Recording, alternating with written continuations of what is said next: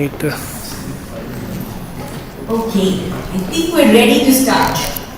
Of course, good afternoon, good evening to all of our esteemed guests, all of the music lovers, the book lovers, science and spirituality enthusiasts.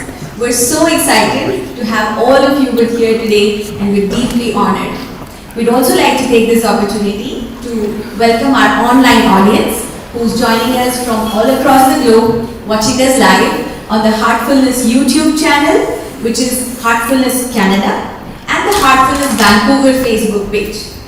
I'm Shashi, and I'm emceeing here today with Yash today. How are you doing tonight, Yash? Good.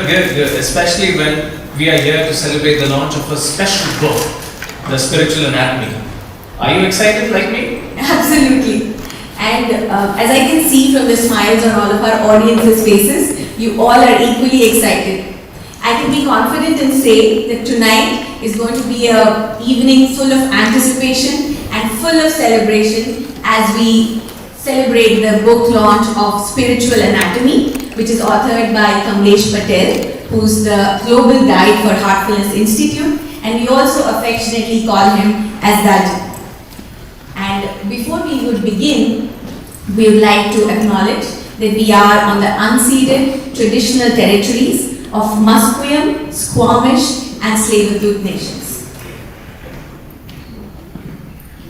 We will also take this opportunity to extend a heartfelt gratitude to our esteemed sponsors and partners whose generous support has made today's event possible.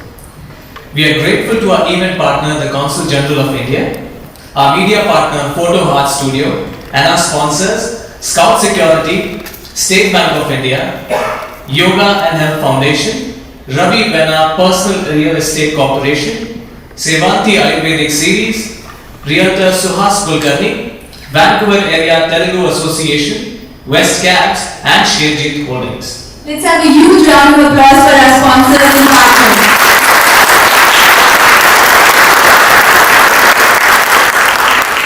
Throughout today's evening, I will encourage you, along with all of the team at Heartfulness, to immerse yourselves in the atmosphere of creativity and inspiration. And before we begin, let us take a brief outlook at today's schedule for the evening. We will start off with Pandit Prameya ji's address, followed by a mesmerizing musical performance. Then our guest of honor will be unveiling the book Spiritual Anatomy. Consul General of India, Mr. Manish, will briefly address us, after which we will have an experiential session of guided relaxation and meditation. Then we will engage in an interview with the distinguished Dr. James Doty, and all of you will have the opportunity to ask questions. Then Dr. Ruth Lamb will offer a brief address, and lastly but not the least, everyone will have the opportunity, the golden opportunity I must say, to get their book signed by Dr. James Doty.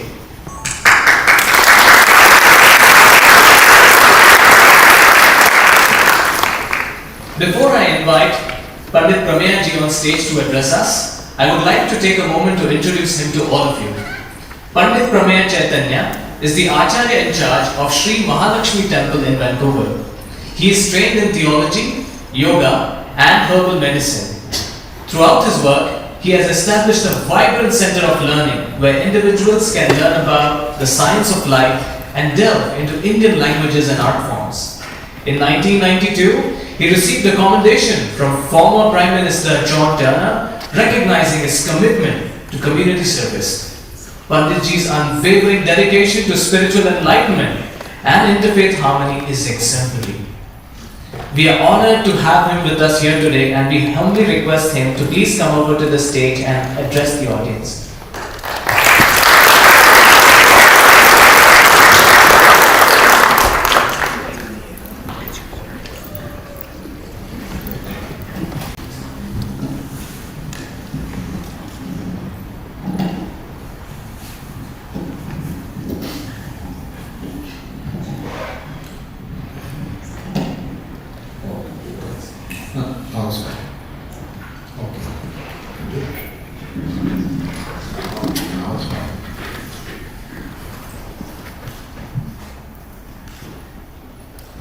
In our holy scripture, it's mentioned in Bhagavata, Vande Vasudeva Kutumbakam.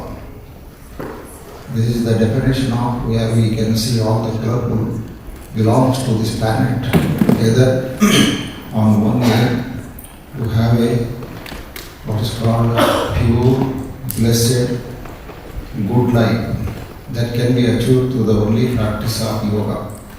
Even though we have 7 million varieties of meditation, but through the tantra, meditating on chakra is more essential. Even though they express 7 chakras, but according to the Devi Tantra and Bhairava Tantra, there are over 112 varieties of chakras in consciousness revealed. This is all the super science. In our Dharma Shastra it says, Samanya Jnana, that means ordinary science, everybody has. Then you enter into science. Then you do Vijnana, Sujnana, Mahajnana. The 4th level of knowledge is called what we gather to know how we achieve that. In this world, and also I'd like to express, I never expected my today's I am a humble ordinary priest of the Mahalaxmi temple, and also blessed by the Himalaya Ganga Devi, Mother Ganga, and I got this honor. It really touching with God's grace, and everybody have this grace in their life. May God bless you all. Before to conclude, I like to express my deep-rooted thanks to organizing this beautiful, express this holy system to the community. And we need this meditation center. So therefore all the organizer and all the distinguished guests and also representative of Bharatavarsha, our Consul General, it's a great thing to see. And also he's a very kind man. He has a humble nature. He attends every unified program of connected with the Indian tradition. So the special thanks for that. Because I don't want to close our older days, our Indian community, we have any position and power, they think they are super. But nowadays you see that melted out. They become very humble. He enters every temple. That makes me also to feel comfortable because why it glorifies our nation. May God bless you all and all the members of the management. My special thanks and prayers to the Almighty Lord to give you this inner strength to continue this progress. When we unified, Vasudeva Kutumba means Vasudha means Mother Earth. Kutumba means we are all one family. Color is afterwards. With this, I like to recite. It's a perennial chanting from the Vedic mantra. In every traditional temple, after the Mangala Arati, they recite this mantra. In the mantra, it says the sound is important. One of the great Rishi called Advaita Muni, he says everything can be solved if you can concentrate the sound. Like a Mula Dhvani is called Omkar. But every mantra is connected with the Jaya. Every mantras have a special organized collective sound. The sound have a super energy. And that energy has the power to dispel all the negativities. We are suffering not with a physical disease, mostly mental disease. To how can you cure them? There is no medicine for that. To cure mental disease, we need the method of meditation and prayers and worshipping. May God bless you all. I don't go over the meaning, but like to recite this mantra.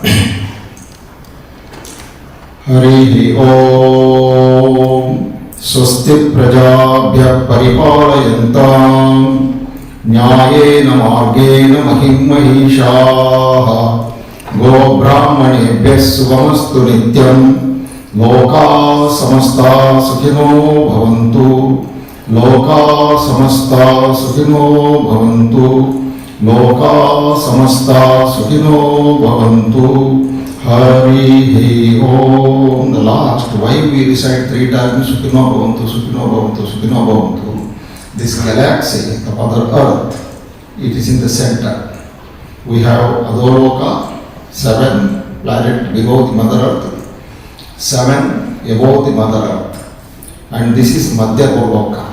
Therefore, the peace should be first in heaven. all the divine beings are happy, then Mother Earth become nourished with all the luxuries and happiness. So Mother Earth become happy, then all the Adoloka, the people lives below the seven planet, they are also nourished with happiness. So finally, every life born to reach the ultimate goal. And through the sound of this prayer, it advises you are born to know who you are, to work towards that. May God bless you all. Once again, thanks.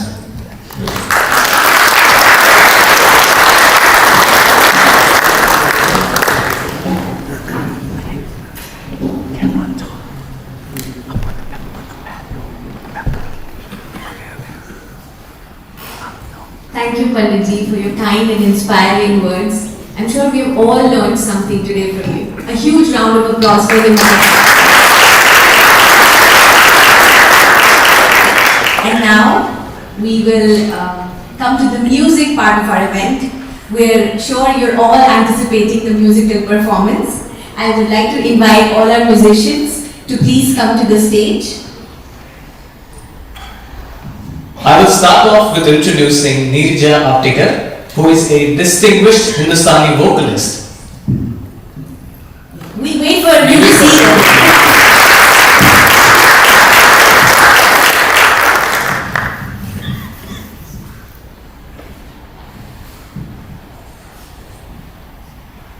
Neeraja Aptikar,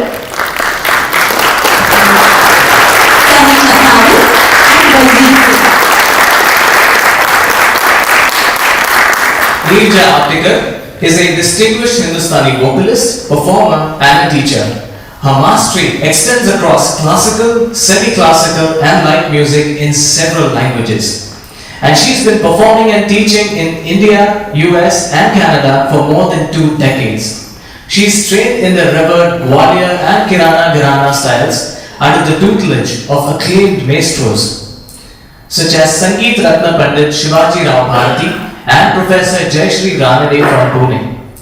Neeraja ji has collaborated with several renowned artists on 11 albums in world music and is a recipient of numerous prestigious awards. Her personality and achievements stand as a testament to her dedication and contribution to the world of music. I've had the privilege of meeting her and seeing her perform, and I must say, I was mesmerized.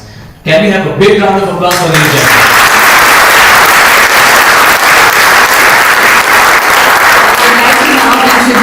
Baljeet Singh, who will be playing the Dilruba today. It's a very unique instrument. Translated from Urdu as the heart stealer, the Dilruba is sure to steal all of our hearts today. Our talented player, Baljeet, has trained under the guidance of Professor Avtar Singh and Ustad Pyara Singh Padam. He has graced international stages alongside renowned artists. Currently, a dedicated teacher and performer at the Naad Foundation in Surrey, our own Surrey, BC. He continues to share his passion for Dilruba and he captivates hearts wherever he goes and plays. Please join me in giving a warm round of applause.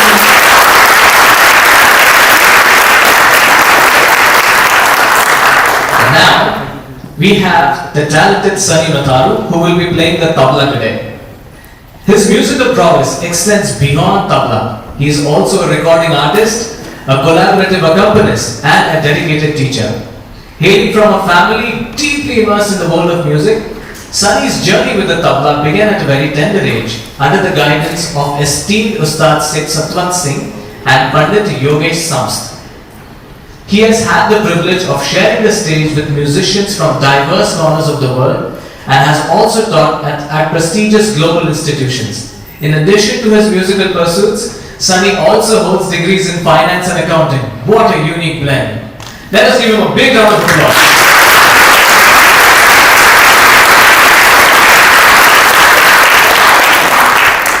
The stage is all yours, Neeraja ji now.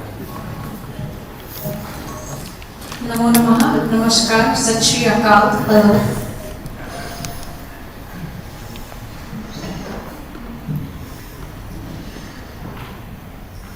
I'm going to start this session with Sant Kabir Nirguni Bhajan, which is composed by Pandit Kumar Gandharva, one of the legendary artists of Hindustani classical music. And the words for this Nirgun Bhajan is, सुनता है गुरु ज्ञानी ज्ञानी गगन में आवाज हो रही झीनी झीनी झीनी झीनी. So this bhajan, although it's in older form of Hindi, but Sant Kabir was one of the followers of Advaita Vedanta of Adi Shankara. So this bhajan is saying all about to know yourself first. Before finding a guru outside, you are yourself your own guru. And when you practice yoga, when you do meditation, you will get all the experience, spiritual experience, wherever you are. You don't need to go physically in Ganges or anywhere. So I will start with the Sunta Hai Guru Gyani.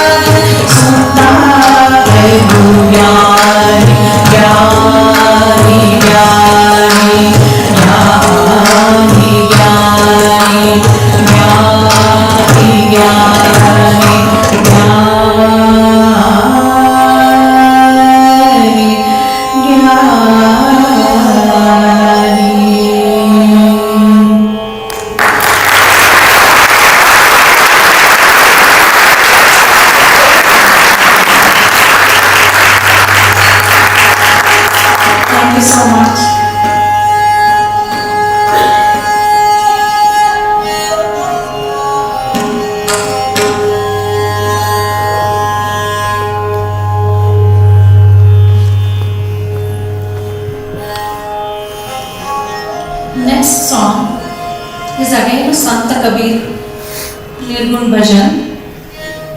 And Nirgun Bhajan, as we know, that the devotion or bhakti is, one is sagun bhakti, when you believe on those idols and doing the rituals and stuff. And the Nirgun Bhakti is also one of the big community in India. They are not atheists, but they don't believe in all these rituals and all those, but they do believe in philosophy and practice more heartfulness, more volunteering and services to the community. So this song is Nirbhaya, Nirguna, Gunare Gaunga Gaunga. So the simple meaning for this is, any spiritual practice or any kind of a learning, the first thing towards is you have to be fearless. So when you are fearless and not judging anyone, there is no judgment, you can learn more and you have less obstacles. And of course, it has to be with the learning of yoga postures, starting grounded by doing Padmasana, lotus pose, and then doing different kind of asanas. Then Sant Kabir is saying here, as Indian classical music is a part of Nada Yoga, which has the origin, we find it in Samaveda, one of the scriptures of the Vedanta.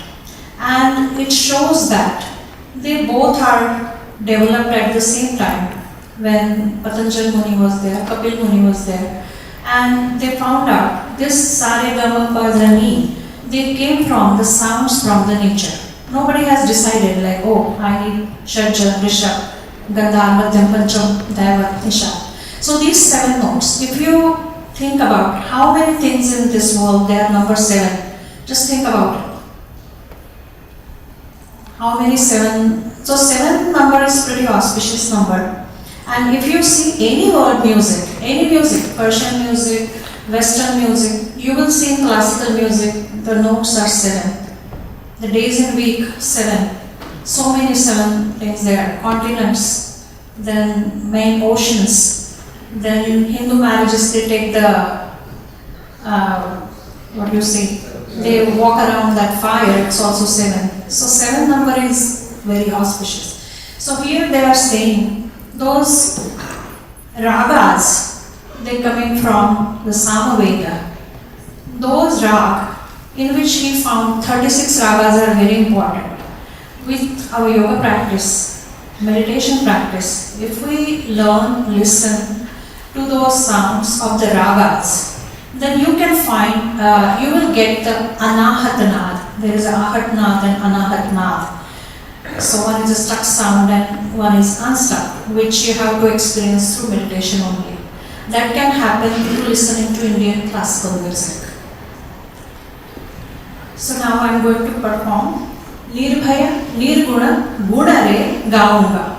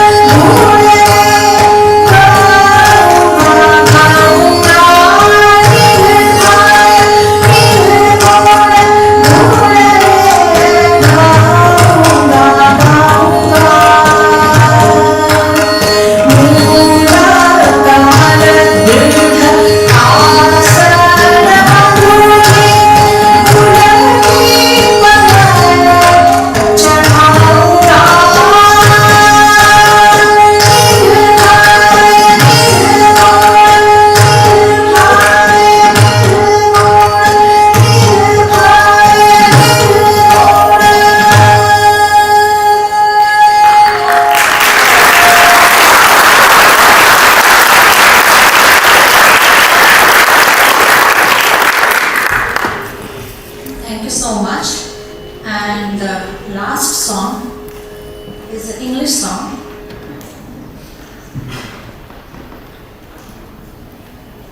This song I have known in 2002 when I came to Canada in 2001 around one author from Gabriola Island. Her name is Mahalaxmi. She is the author of yoga books and known yoga teacher in Canada. So she taught me this song, and there are lots of versions of this song you can see. But I guess from 2000 to 2005, many versions, because in between, I think there was attack on USA, then after when there was a tsunami, so many natural calamities came, and people changed their verses according to what they are saying. So this song is definitely everybody can understand. It's about the 5 elements and our role as a human being, as we are the part of the nature. So this one is Earth My Body. So this is saying that I have known and sung this beautiful chant here in Women's Circle in Vancouver. It's an invitation to feel one with the earth, a reminder of our sacred connection to and responsibility for the more than just a human world. So then we changed this song because I'm very passionate about Sanskrit. So I tried to put some Sanskrit lyrics into it to improvise it. And I may have some my mother tongue's accent on my English, so please bear with that.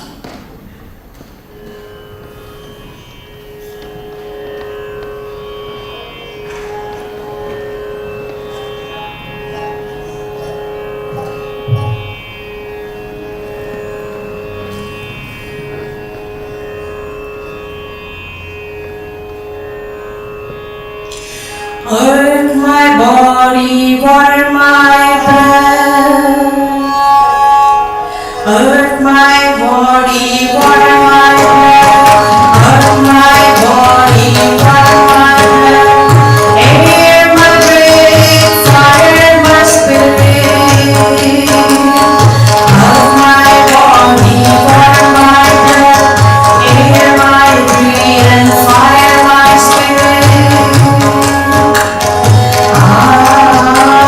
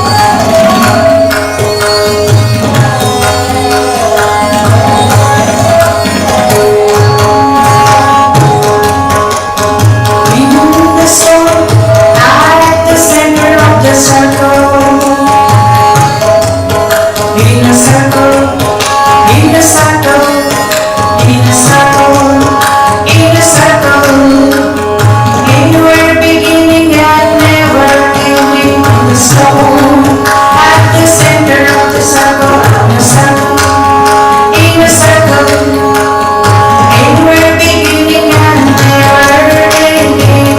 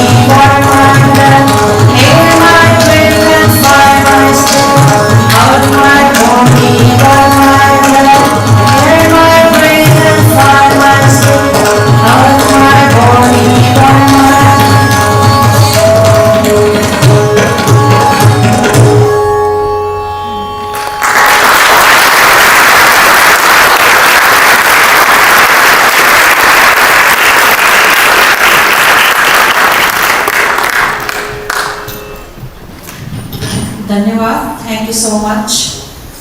I would like to thank organizer, Heartfulness Institute of Vancouver, Dr.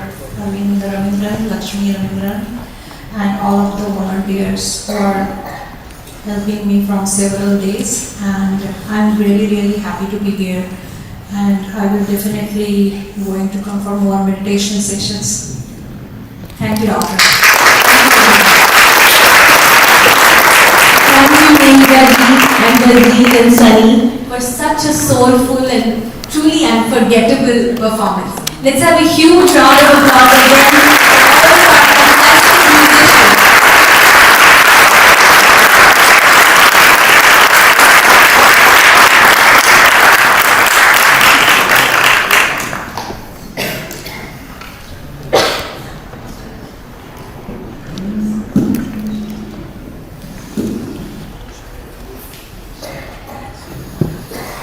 At this point, I would like to mention our sponsors again, our event sponsors and partners. And I would like to thank them for their generosity again. I'd like to thank our event partner, Consul General of India, our media partner, Photo Heart Studio, and our sponsors, Scout Security, State Bank of India, Yoga and Health Foundation, Ravi Bena Personal Real Estate Corporation, Sevanti Ayurvedic Series, Realtor Suhas Kulkarni, Vancouver Area Telugu Association, West Cabs, and Sherjeet Holdings. Without your support, this event would not have been possible. Can we have another big round of applause for us?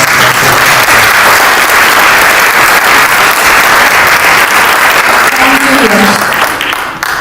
Now, just as music has the power of transformation, Heartfulness Institute is also a transformational catalyst with its presence in more than 160 countries.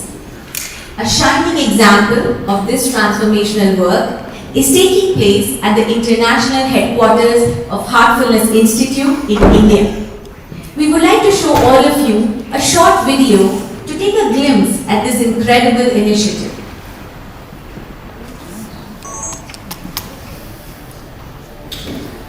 A silent movement for positive transformation of the planet and its people is underway.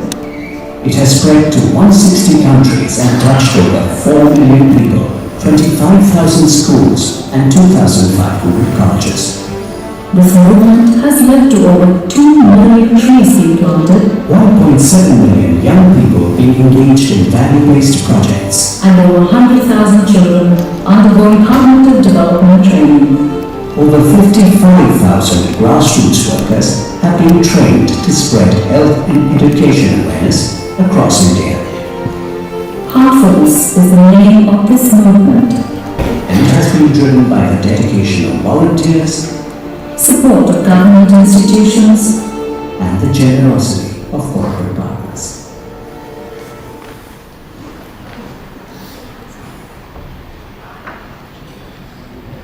Transformation is natural, but it can be aided by a catalyst.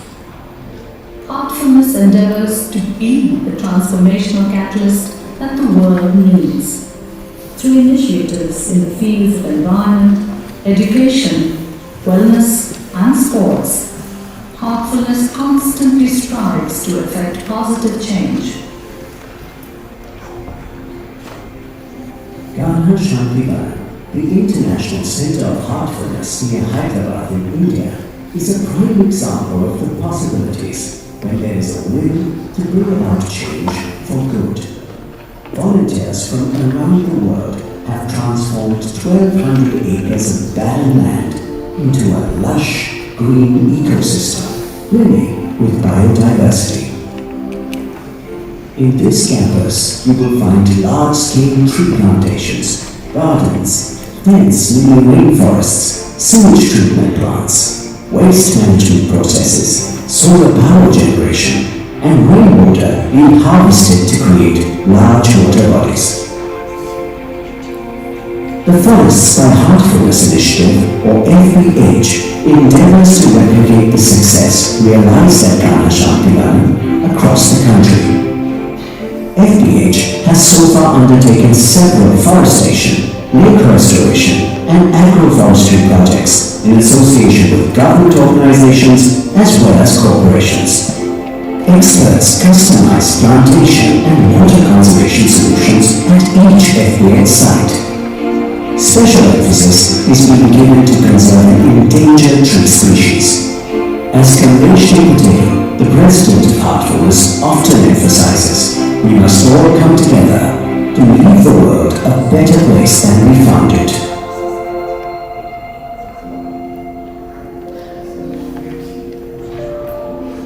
For over 3 decades, Heartfulness has been running courses especially built around value education and conscious living in schools across the country.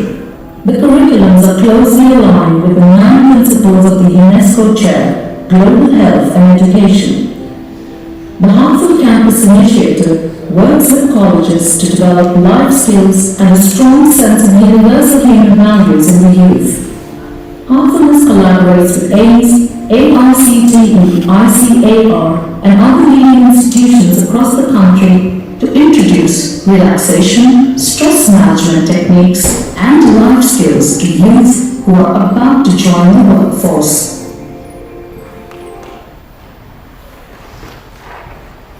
Of course, it is, we have so much more at Kanna Shantivanam, but we would like you to explore that. We have a lot of information on our YouTube channel. But this video, I'm sure, like when I looked at this video, I feel like going to this place right away. And I'm sure all of you are inspired to go to this place yourself. It's just so beautiful. And we'll be going on to the next part of our event now. But before we do that, I would like to take a moment to mention one of our chief guests, Mr. Gaurav Bhutani. He is the general manager of Darpan magazine, which is a prestigious South Asian media powerhouse based in Vancouver. He's a seasoned marketing professional with more than 20 years of experience collaborating with exceptional teams and renowned brands. From the interaction that I've had with you, sir, it's always been so warm. Thank you for being with us today, Mr. Gaurav, and a huge round of applause.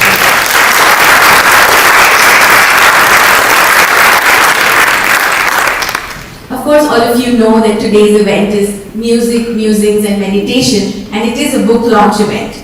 We've all been waiting for the book unveiling, but Yash, we haven't told everyone what the book is all about. That is so true, we haven't. I guess this is the time that we show everyone a short video that will give them a sneak peek into the book. Let's have a look at the video. A vacation to Universal or Disney. Picture your family preparing for the long anticipated trip. There is excitement as everyone huddles around the dinner table and pours into a map of parks attractions. Now, tell me something. Would you be happy just looking at the map and imagining the experiences?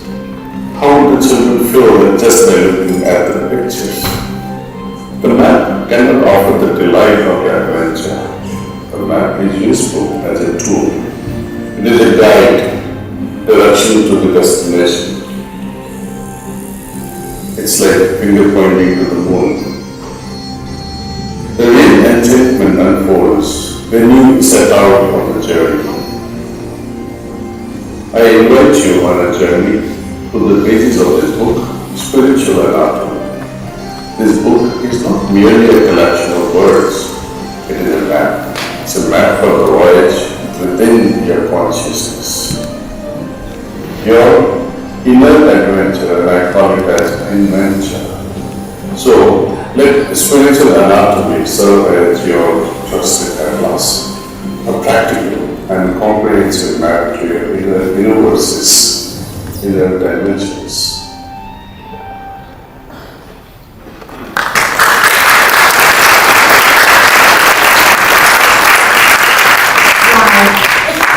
A map to our inventure, the inner adventure.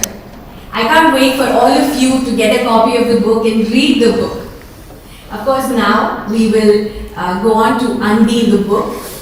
We have our wonderful young volunteers, Alice and Maitre, here with a copy of the books. We will be calling upon our chief guests one by one, and once you're all here on stage together, we'll unveil the book after a countdown. I call upon Mr. Manish, Consul General of India.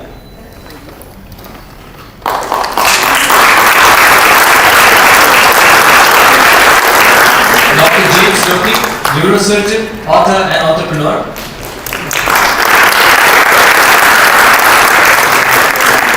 Acharya Prameya ji, spiritual leader and teacher.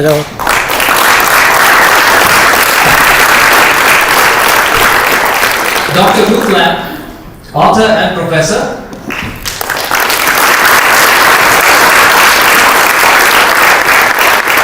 Neeraja Aptikar, Hindustani Vocalist.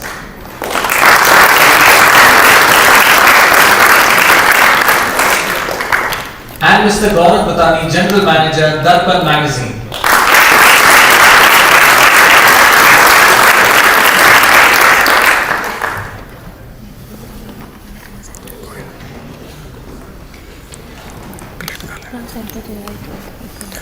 Centre से camera चल रहा है live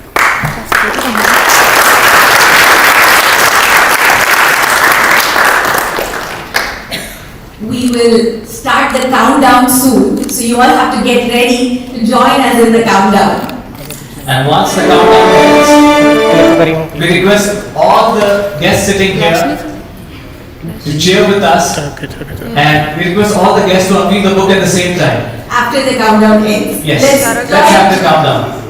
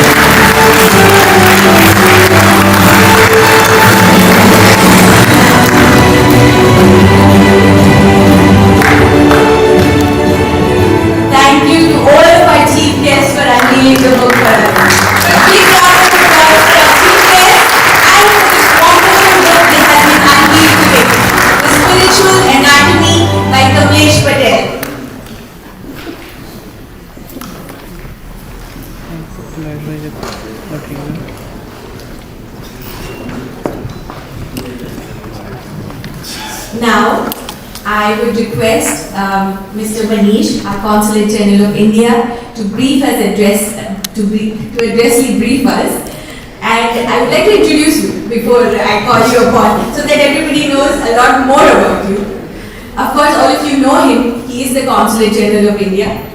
He had completed his education in physics and law from the University of Delhi, and he joined the Indian Foreign Service in 1997. He has served in various key roles across the globe in places such as Moscow, Tashkent, Prague, Colombo, Jakarta, and of course our own Vancouver. He has held significant positions at the Ministry of External Affairs, including roles in the US and Canada Division, the United Nations Political Division, and as Joint Secretary overseeing India's bilateral relations with ASEAN countries, Australia, New Zealand, and Pacific Island countries.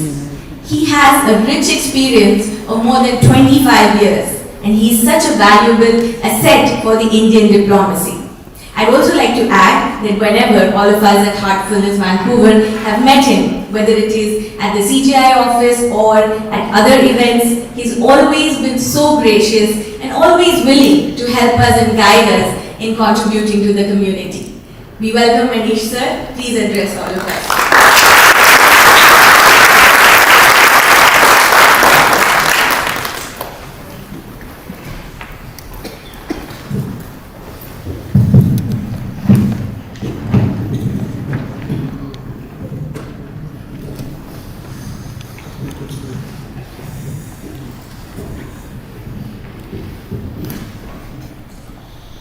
Good evening, Namaskar, Sat Sri Akal. Friends of Heartfulness in Vancouver, our esteemed friends who has come all the way from USA to attend this special occasion. Our own Prameya ji, Neeraja ji, Dr. Ruth Lamb, and all esteemed family members of Heartfulness Vancouver. Good evening to all of you. First of all, let me thank Heartfulness to invite us to become partner for this event, and I'm really proud and privileged to be associated with such an important event which we are celebrating here today. There are three aims to it: music, musings, and meditation. But I had another aim which Prameya ji started, mantras also.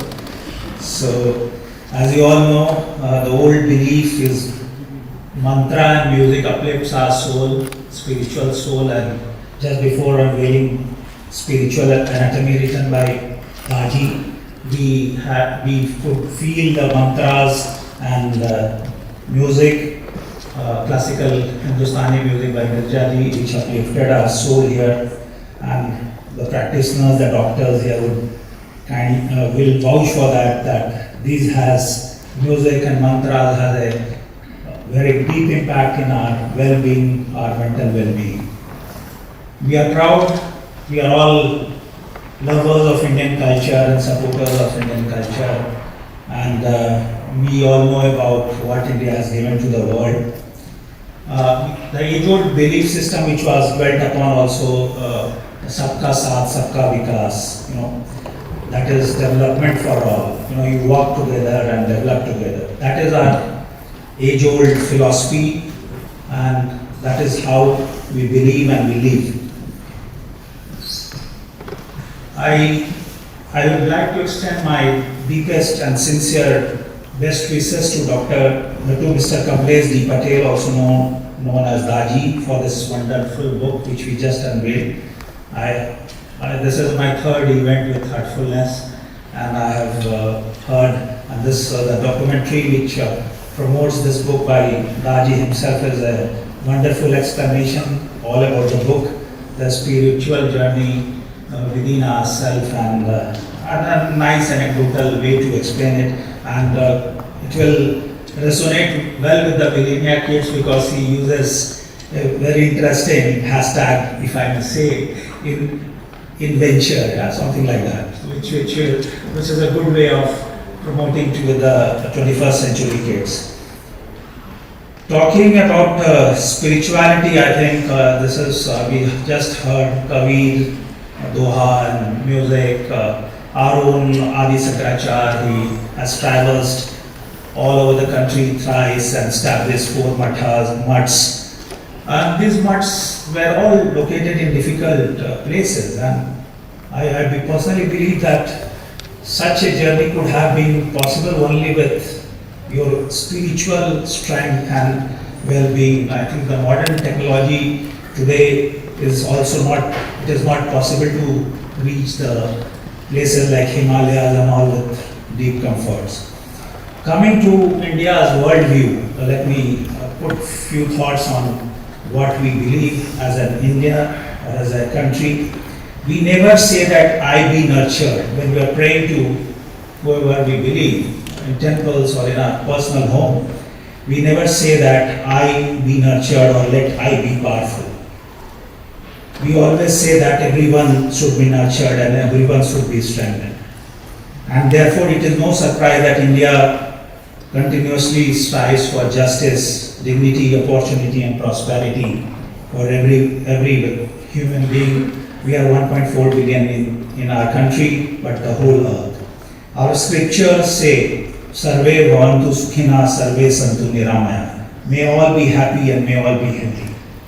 The philosophies of Vedas and the Upanishads believe that every Vyakti is individual, Samasti, society, Srishti, creation, and Paramesti, God, are all interconnected.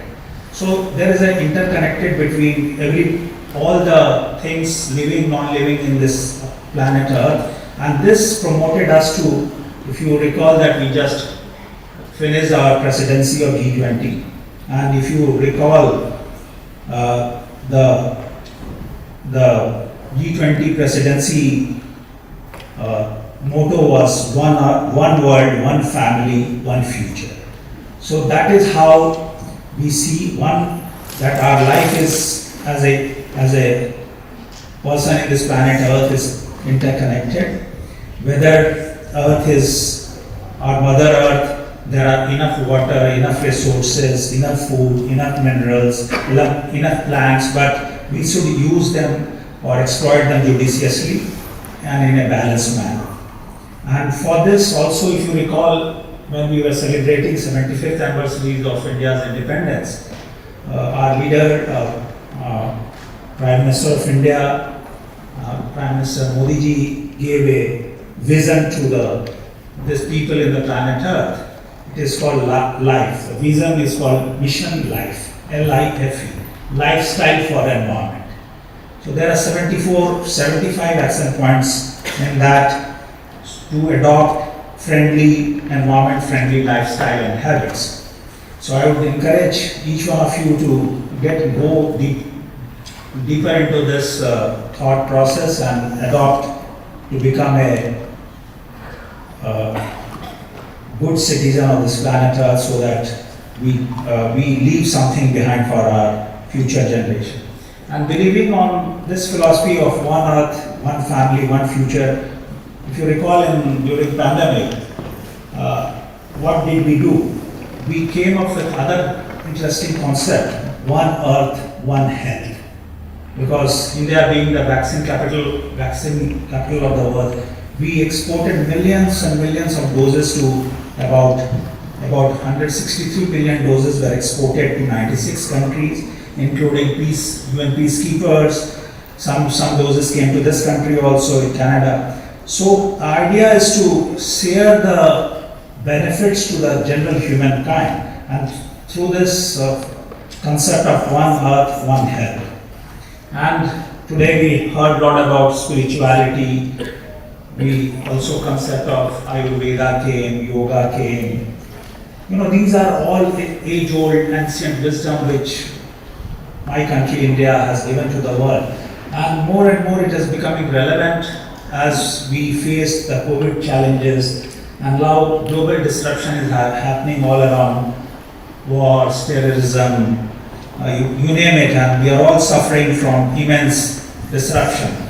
But this teaching, what Daaji is giving through his book, or the Ayurvedic system, or the yogic system, I think we need to fuse between, and here I borrow from our dear friend Dr. Garg here, who says integrative healing, the best of East and the West. And we have to come midway and find common solutions to the challenges which countries, societies are facing because of shortages and skilled manpower to heal people, to provide them succor from various pandemics. One pandemic gets over, another is in the corner. We start again hearing that another round of COVID-like thing is again coming back. So I think we need to keep ourselves strong by practicing various things which will boost our inner strength, immunity,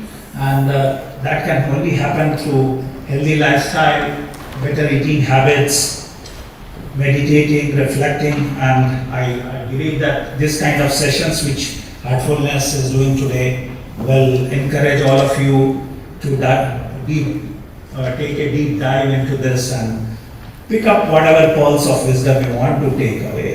There is no compulsion. There are various streams to it. If you don't want to follow Heartfulness, you can follow some other school which you feel comfortable. But I'm just saying that all the saints and philosophers, Kabir was quoted. Now in the contemporary period, Daaji is there. So everybody is bringing to you a kind of a menu of options. Choose it, and India being, as rightly said, Vishwa Guru, because some things which we have given to the mankind is going beyond explanation. It is self-evident, and thank you very much for having me here, and hope you enjoy. 2 M's are over now. I think mantras and music is over. I should not stand between you and the meditation and the musings which is coming out. We'll talk with Doctor here from our great friend from James Doty, who will like, he's a medical practitioner if I'm correct, surgeon himself, who has experience in this very interesting philosophical or spiritual well-being. So it would be interesting for all of you to hear from him how he sees the modern medicine, medical practice, and the free fusion of yoga, spirituality, and kind of bringing an integrative goal to the whole concept of heartfulness. Thank you very much, and have a wonderful day.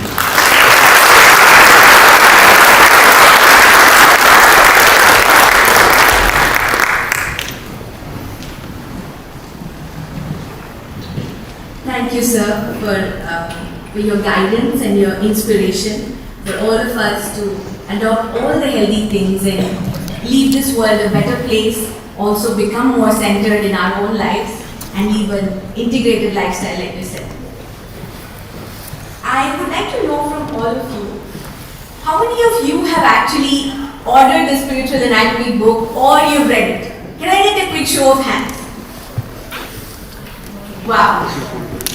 I will have to say, for those of you who haven't read it, It is a must read for anybody who is interested in mental health, who is interested in meditation, in spirituality, and like Sir said, in overall well-being. For those of you who haven't bought your copy yet, we have organized a book sales counter in the lobby, and you can also order a copy on Amazon if you ship it to any of your friends. As Christmas is coming closer, I can't think of a better or a more meaningful gift for my own friends. That is a brilliant idea, Shashi. I'm definitely going to do that. I got my copy a little early, and when I started reading the book, I was immediately blown away. It's one of those books, that just makes you want to dive deeper into it. And every minute by minute, when you read word by word, it makes you pull yourself together and then, just drown into the magic that the book has in it. It elaborates on various chakras, it has excellent stories and personal anecdotes, and offers simple yet powerful meditative techniques that we all can practice in our daily lives. As all of you know by now, this book has been written and authored by Kamlesh Patel, who we affectionately call as Daaji. I'd like all of you to look at a short video to get a glimpse of the author's life and the remarkable work that he's doing as a silent change maker. Kamlesh D. Patel, affectionately known as Daaji, Heartfulness Guide and President of the Shri Mission, is guiding a worldwide movement to make meditation training available to everyone free of cost. With the help of 15,000 volunteer heartfulness trainers spread across 160 countries, Daaji has transformed many lives. In his books and talks, he shares deep insights into successfully integrating one's material and spiritual lives. Daaji is also guiding volunteers to conduct research and nurture innovation in the fields of ecology, agriculture, medicine, education, wellness, and the arts. Among the many initiatives he has pioneered are the creation of a model community and one of the world's largest meditation spaces at Ghana Shantiban near Hyderabad in India. An initiative to plant 30 million native and endemic trees across India by 2025. A free app to provide online meditation with a trainer 24/7. Training for grassroots social workers in best practices in the fields of health, agriculture, and wellness. Creating awareness about Ayurveda, yoga, and meditation, and their role in managing common ailments like hypertension, diabetes, cardiac problems, and more. Daaji's contribution to society has been recognized with the Padma Bhushan, one of the highest civilian honors in India.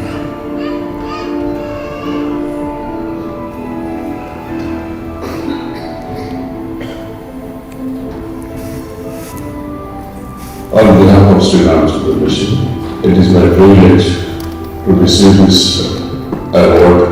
Very grateful to all those who have made the selection, and I'm also grateful to all the volunteers who looking forward to uplifting the consciousness, changing the band of mind, band of thinking, and attitude of human beings so that we can coexist, we form a united humanity.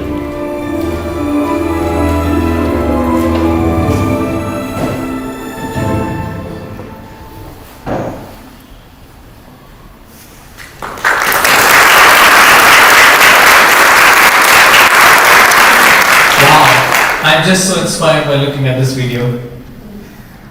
How many of you would like to experience meditation now? Since we are at that part of the program where now we reach the third M, which is the meditation.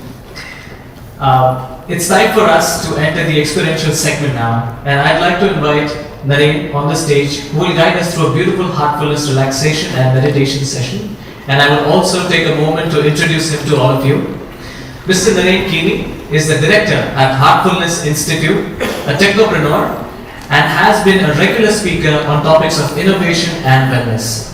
He recently sold his AI-based startup to Acharya, and currently he is the CEO of a solutions engineering company. He passionately trains people in heartfulness meditation and helps them in improving performance, workplace relationships, and productivity. He is an active contributor to blogs and magazines and is frequently invited to speak at various conferences and corporations on topics such as empathetic leadership, inspiration from within, work-life balance, and corporate consciousness, amongst others. He has been actively involved in providing meditation training to students at the Haas School of Business and UC Berkeley. He has flown all the way from California just to be here with us, and we are grateful to have you here with us today. Please join me in welcoming Mr. Naren.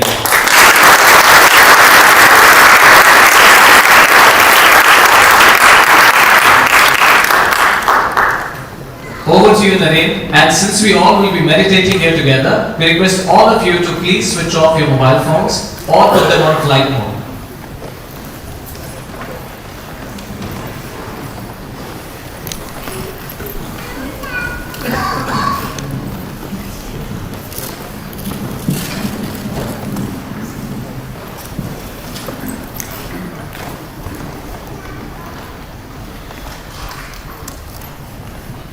Namaste and good evening everyone.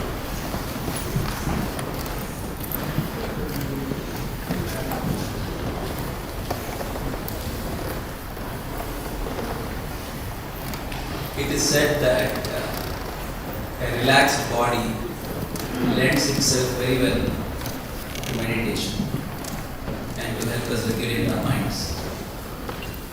So we'll take the first few minutes to gently center ourselves and relax our body. Can I have a show of hands of people who are participating in this form of meditation for the first time? Thank you. So as we conclude the relaxation process, we will nicely transition into meditation. This form of meditation is essentially done in absolute silence, with an opportunity for us to go within. You will call this a glimpse into the invention that the book speaks about. During the relaxation process, which incidentally you will also find as the method of meditation that Dr. James Doty mentions in his book, you will get to actually get a chance to bring your attention to one specific area of your body. In a way, gently coaching your mind to think of just one thing at a time, and thereby also helping regulate the thoughts. Eventually, in this form of meditation, you will experience what in the Sanskrit language is called pranavati, or a yogic energy, which will help you get deeply absorbed within. So let's get started. Sit comfortably. Gently and softly close your eyes.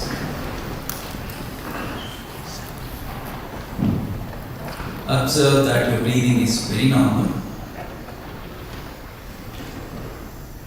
And bring all your attention to your feet.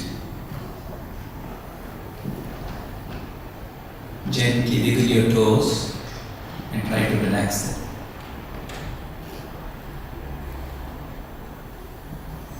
Feel the healing energy of Mother Earth, or Vasundhara, as was called by Pandit. Accept this energy with immense gratitude from your heart and allow it to heal and relax your entire system. Feel this energy relax your ankles and gently progress and relax your calf muscles.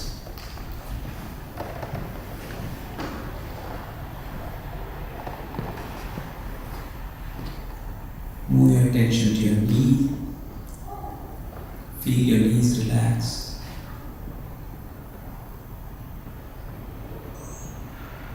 Feel this healing energy relax your upper legs, your seat,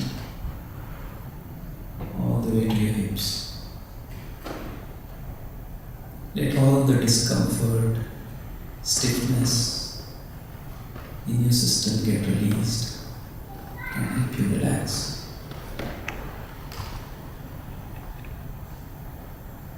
As your lower body is relaxed, now gently move your attention to your lower back.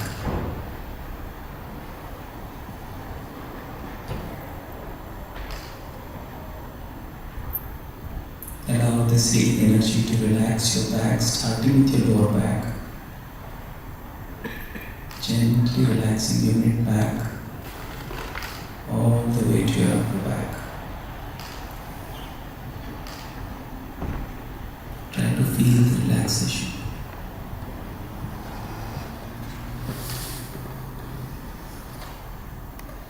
Let us now bring our attention to our shoulders.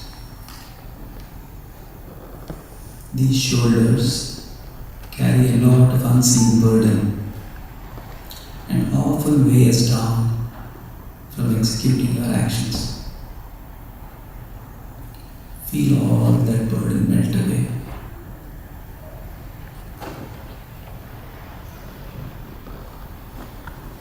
Let this energy gently flow down your arms, starting with your upper arm, relaxing each fiber of the muscles in your upper arm, relaxing your elbows, your forearms, and taking out all the stress and stiffness out through your fingertips.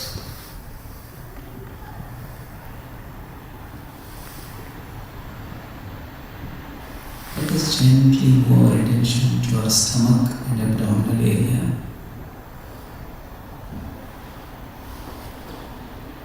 Allow this healing energy to untie those knots in our stomach and release all those butterflies of anxiety, fear, and uncertainty. Take a deep breath and let go.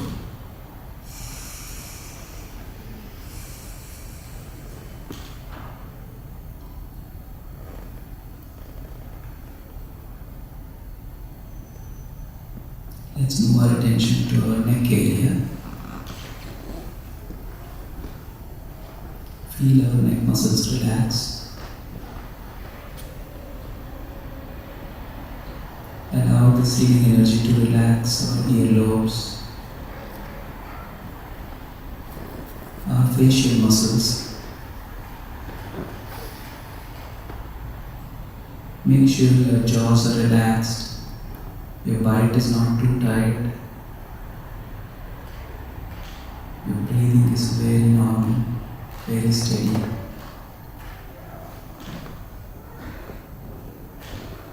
We know more than 90% of our energy is dissipated by the sense of sight.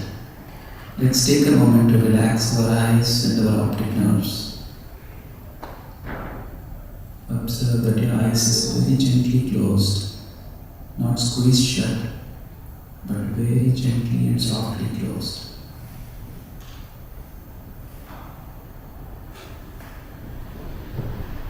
Feel your forehead and temple area relax.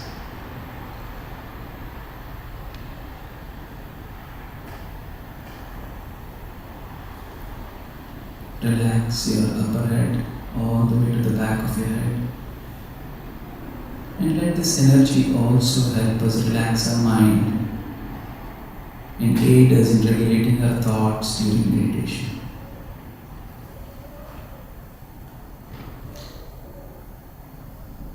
Now gently move your attention to your chest area.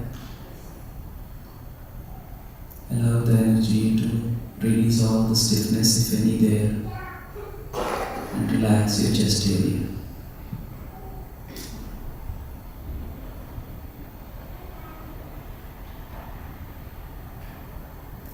Gently scan your entire system from the top of your head to the tips of your toes. If there is any area you feel still experiences some discomfort, stiffness or uneasiness, Move your attention to that spot. Allow the healing energy to relax that area and gently get absorbed. Bestowed in each of us is the very seat of compassion, love and light, and that resides in our heart. It is not just a pumping station, it is much more than that. When we practice meditation, we find that our heart is actually the true guide. And oftentimes, when we get caught up in thoughts, we have shifted the power center from our heart to our mind and become overly analytical. Let us gently take this opportunity for that light in our heart to draw our attention inward. Don't try to visualize it. Don't imagine any light. Just as you feel the warmth of the fire when you approach it, try to feel its presence, its subtle presence in your heart. Let it draw your attention inside. If you get any thoughts, don't chase them. Treat them as passing clouds. Remind yourself that you are going through an exercise of meditation where your attention needs to be drawn inward to the light in your heart. We'll meditate in absolute silence for a few minutes. When the meditation is done, I shall guide you out of it. Let's meditate together. Please start.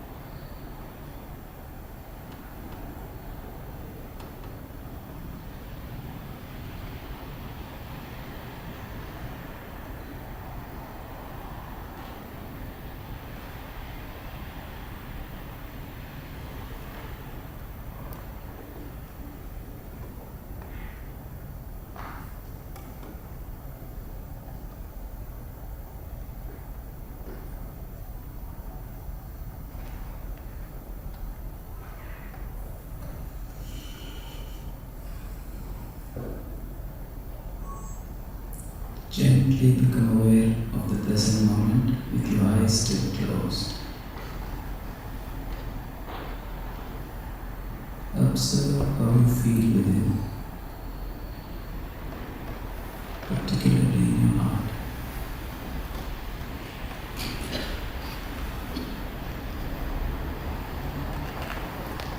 Make a silent affirmation in your heart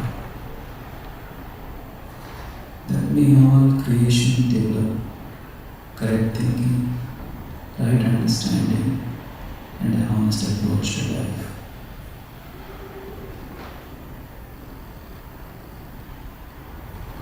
Let us convey a deep sense of gratitude for whatever we received during this meditation. And make a humble prayer that the love and light that we receive today will continue to emanate from our heart and touch every soul that we come across, and only keep expanding to make this a better world and make everyone experience that peace, calm, and inner light.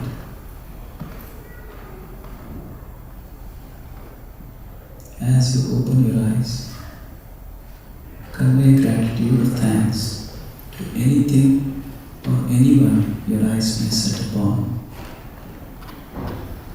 because each of those is also part of that greater one. That's all.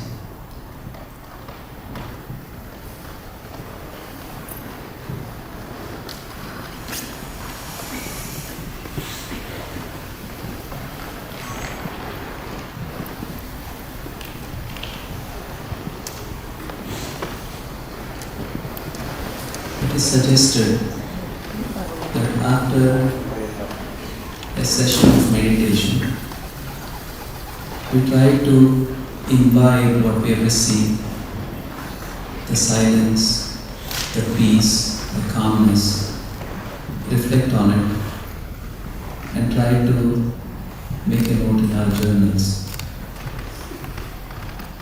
No two experiences are identical. The way we are brought up in this world of comparisons, it is possible that we'll be prompted to ask the person next to us, either now or later, how they felt. And it is also quite human to exaggerate whatever we feel. Truth is somewhere in between. So it is best to make a note of how we feel in this state, so that anything we do, anything we say, is with full of compassion and kindness to one another. Thank you for the opportunity to be with you and be part of this meditation.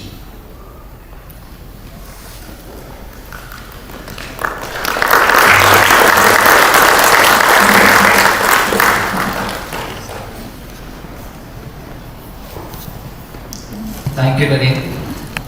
Wow, I feel so excited. I almost noticed a change in my voice. How do you feel, Shashi? I know I definitely feel light, I feel calmer, and I think my mind is more clear and I'm more relaxed. I want to know, with the show of hands from all of you, how many of you feel either lighter or calmer, or have a clearer mind, or more relaxed than before? Well, look at this. This reinforces my belief that even in our busy lives, if we incorporate a little bit of meditation in our daily routine, it can be a powerful tool to bring balance in our lives. I completely agree with you, Yash. If any of you are feeling the inspiration bug after this amazing meditation, guess what? We've got your back. We've got so many resources available which will help you to take this practice further. We have the Heartfulness app, through which you can access guided meditation with trainers and connect with a trainer just so close near you. And this app is completely free of charge. We also have the Heartfulness YouTube channel, which offers a wealth of content on meditation. And for those of you who were here in Vancouver, locally, we have a beautiful Heartfulness community which meditates every Sunday at 9 a.m. at Douglas College at New Westminster, where all of you are welcome to join us. You can register for it on Eventbrite, or you could all just walk in as well. Maybe we'll see you tomorrow. Tomorrow is Sunday. And of course, we have a strong social media presence on Facebook and Instagram. And if you have any questions ever, you can always reach us on our email address. May I request the slide to be put on the email address, so that if anybody wants to click a picture, they could quickly do that. Alright, thank you.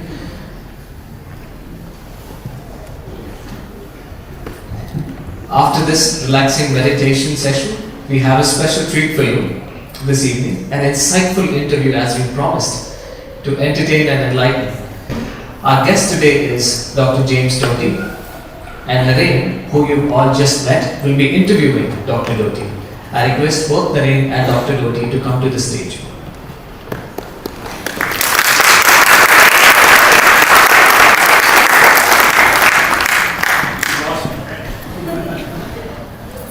And of course, while Naren and Dr. Doty are seated on the stage, I would like to introduce Dr. Doty, and so that we all know a little bit about him. Dr. James Doty shines as a leading figure in neuroscience and compassion. He founded CCARE, which is Stanford University School of Medicine's Center for Compassion and Altruism Research and Education. And it was backed by none other than the esteemed His Holiness, the Dalai Lama.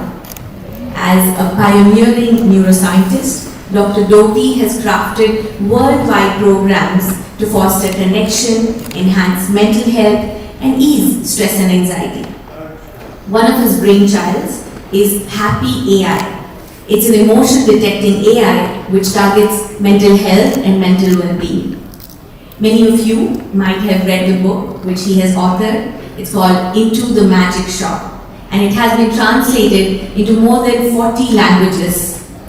It's a beautiful book exploring the theme of how compassion can transform lives. Of course, apart from academia, he has chaired the Dalai Lama Foundation. He has served as Vice Chairman of the Charter for Compassion. He's advised the Parliament of the World's Religions, and he also guided Prince Harry and Meghan Markle's Archwell Foundation.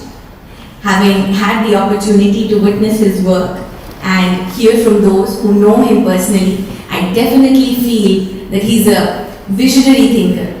He believes in the power of love and the power of working for the well-being of others. Welcome, Dr. Doty.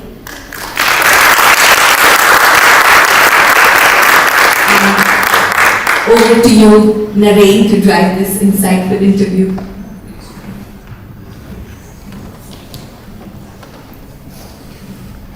I'll just start with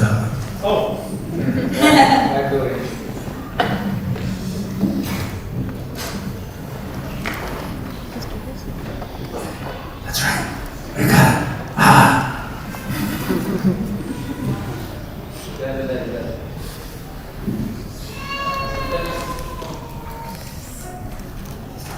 It's a universal law of the mind.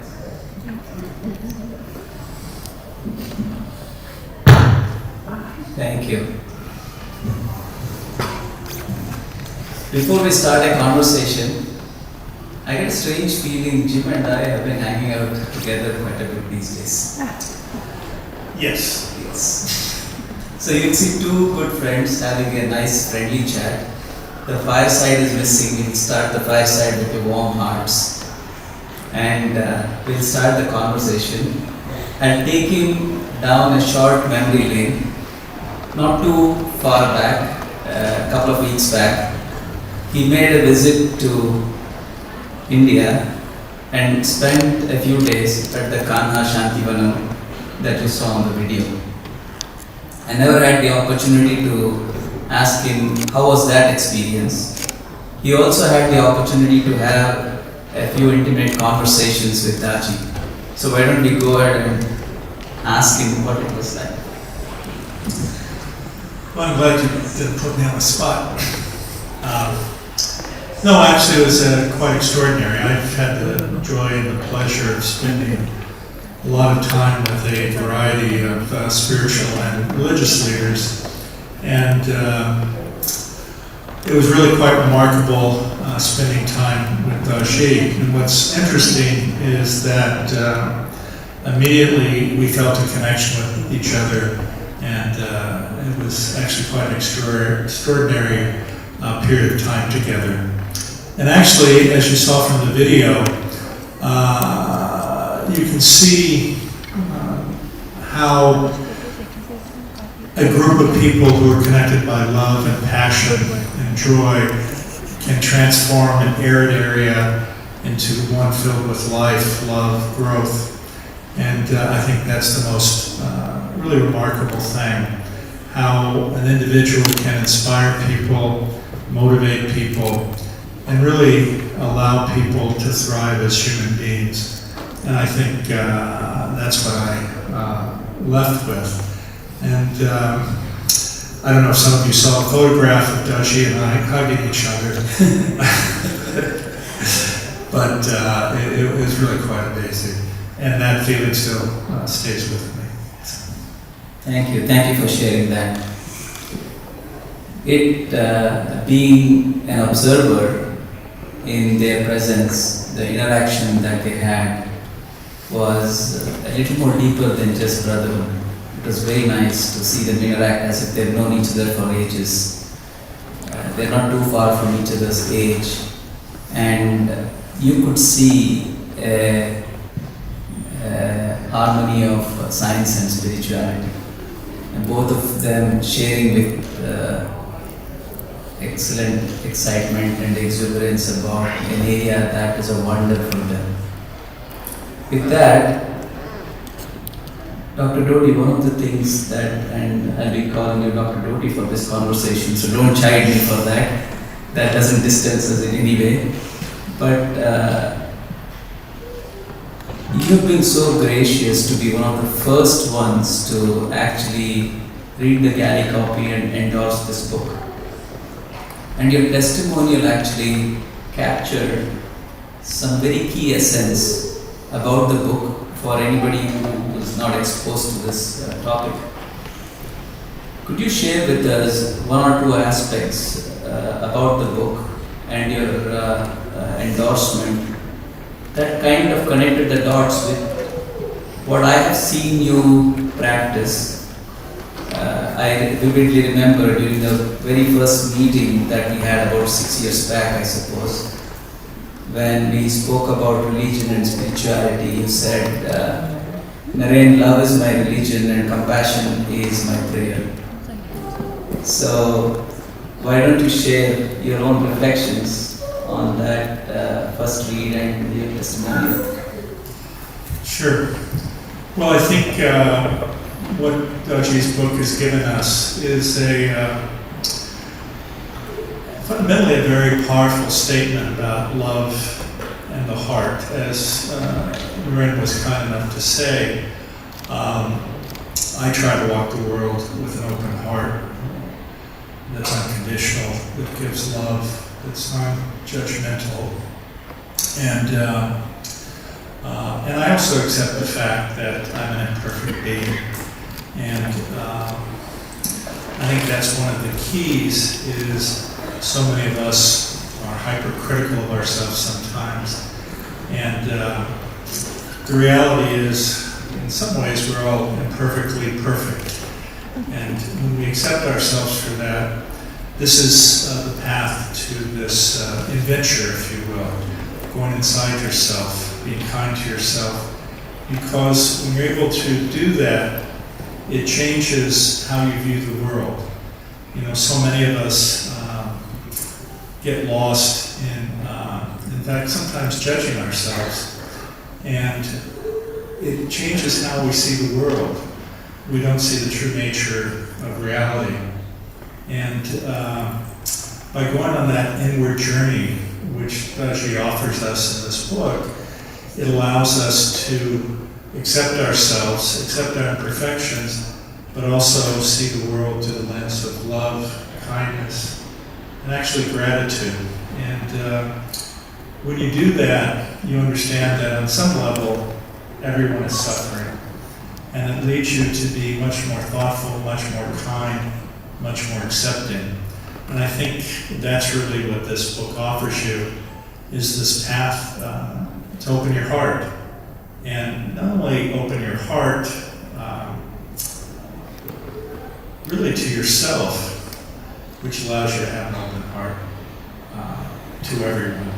And this idea of the connection between science and spirituality. So many religions actually have found the truth of who we are as human beings, which is this connection we have to each other, which is very, very powerful. When we care, when we love, it actually centers us. It makes our physiology work its best. And almost every religion in the world fundamentally is based on compassion and the golden rule.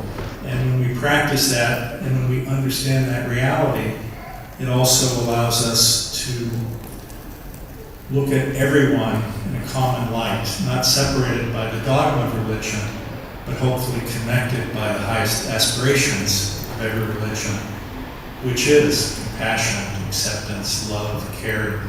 And when we combine the two, it's actually incredibly powerful, because we see the underlying basis, which has been proven through science, about this connection between all of us. And it allows us to see the world as one of connection. And I think that's really what this is all about. Very nice, well said, well said. You hit on two key words, and I couldn't let that just go by. Compassion and gratitude. In this book, as you know, in this statement I borrow from you, because while we were there was a journalist who came by to talk about Doty, and he was leading towards the chakras, and a very, very interesting observation Dr. Doty made and shared with him. When he spoke to him about the book and said the correlation between the chakras, Dr. Doty said, what is different about this book is, instead of trying to preach to the reader to get to understand the chakras, Daaji is spotlighting the human qualities that can be cultivated at each of the chakras, so the adventure becomes interesting. And when they inculcate those qualities, you see themselves experience the transformation in them, which I thought is a very salient observation. But back where I am from, in California, he is referred to as Mr. Compassion. And through the acts of kindness and generosity, I suppose, a title well earned, I will say. But my question is, people here think that you are here having this discussion with me because you are a neurosurgeon. Very few know how you walk the path of compassion and gratitude through your own experiences. I know you will be doing this one other time, but may I request you to share your story with the audience? Sure. What got you there? It is sort of interesting, because oftentimes people make an assumption that if you have nominally a academic position, or you're fluent, or you're connected, or you're seemingly powerful, that you've led a privileged life. And in some ways I've led a very privileged life, but it's not a typical life. And just to share with you what Naren was referring to, I actually grew up in poverty. My father was an alcoholic. My mother had a stroke when I was a child, and was partially paralyzed, had a seizure disorder, chronically depressed, attempted suicide multiple times. We were on public assistance. we had been evicted from different residences. And of course, the challenge for a child and growing up in those environments is you have a tendency to blame yourself, that somehow there's something wrong with you that resulted in this happening. And I, at the age of 12, was filled with a sense of hopelessness, despair, anger, and something amazing happened to me. And in fact, in some ways, it's a statement about possibilities. And it's a statement about how one person can impact another person's life. So I had an interest in magic. And I, one day, happened to walk into a magic store. And the owner wasn't there, but his mother was there. And I'm sure all of you have met people who, as soon as you meet them,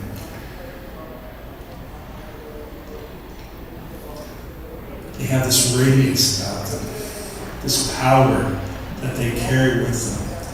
And it's one that, in some ways, gives you a sense, especially in my position, that you're safe.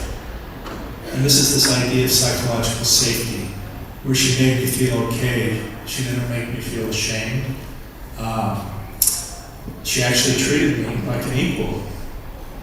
And we began a conversation.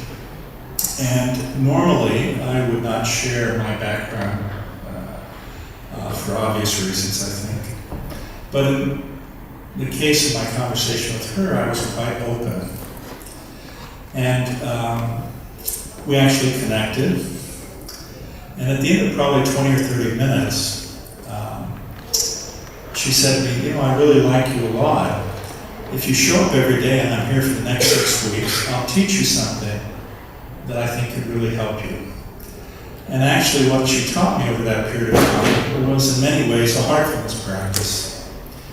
And it made me see the world a different way. And what I didn't realize was that when you carry anger and hostility in your heart, actually it emanates out from you. And in fact, science shows that your heart releases bioenergy that can be recorded even 5 or 6 feet away. And that energy can have an impact on those around you.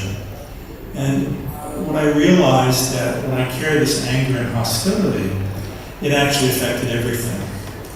And she changed the way I looked at the world. One, what she did was she allowed me to understand my own negative self-talk, and that it was an illusion and it wasn't truth, which I thought it was. And then she taught me a technique how to change that to one of self-affirmation, one of understanding of my own imperfections, but also honoring those and accepting that's the nature of who we are as humans. And then she taught me actually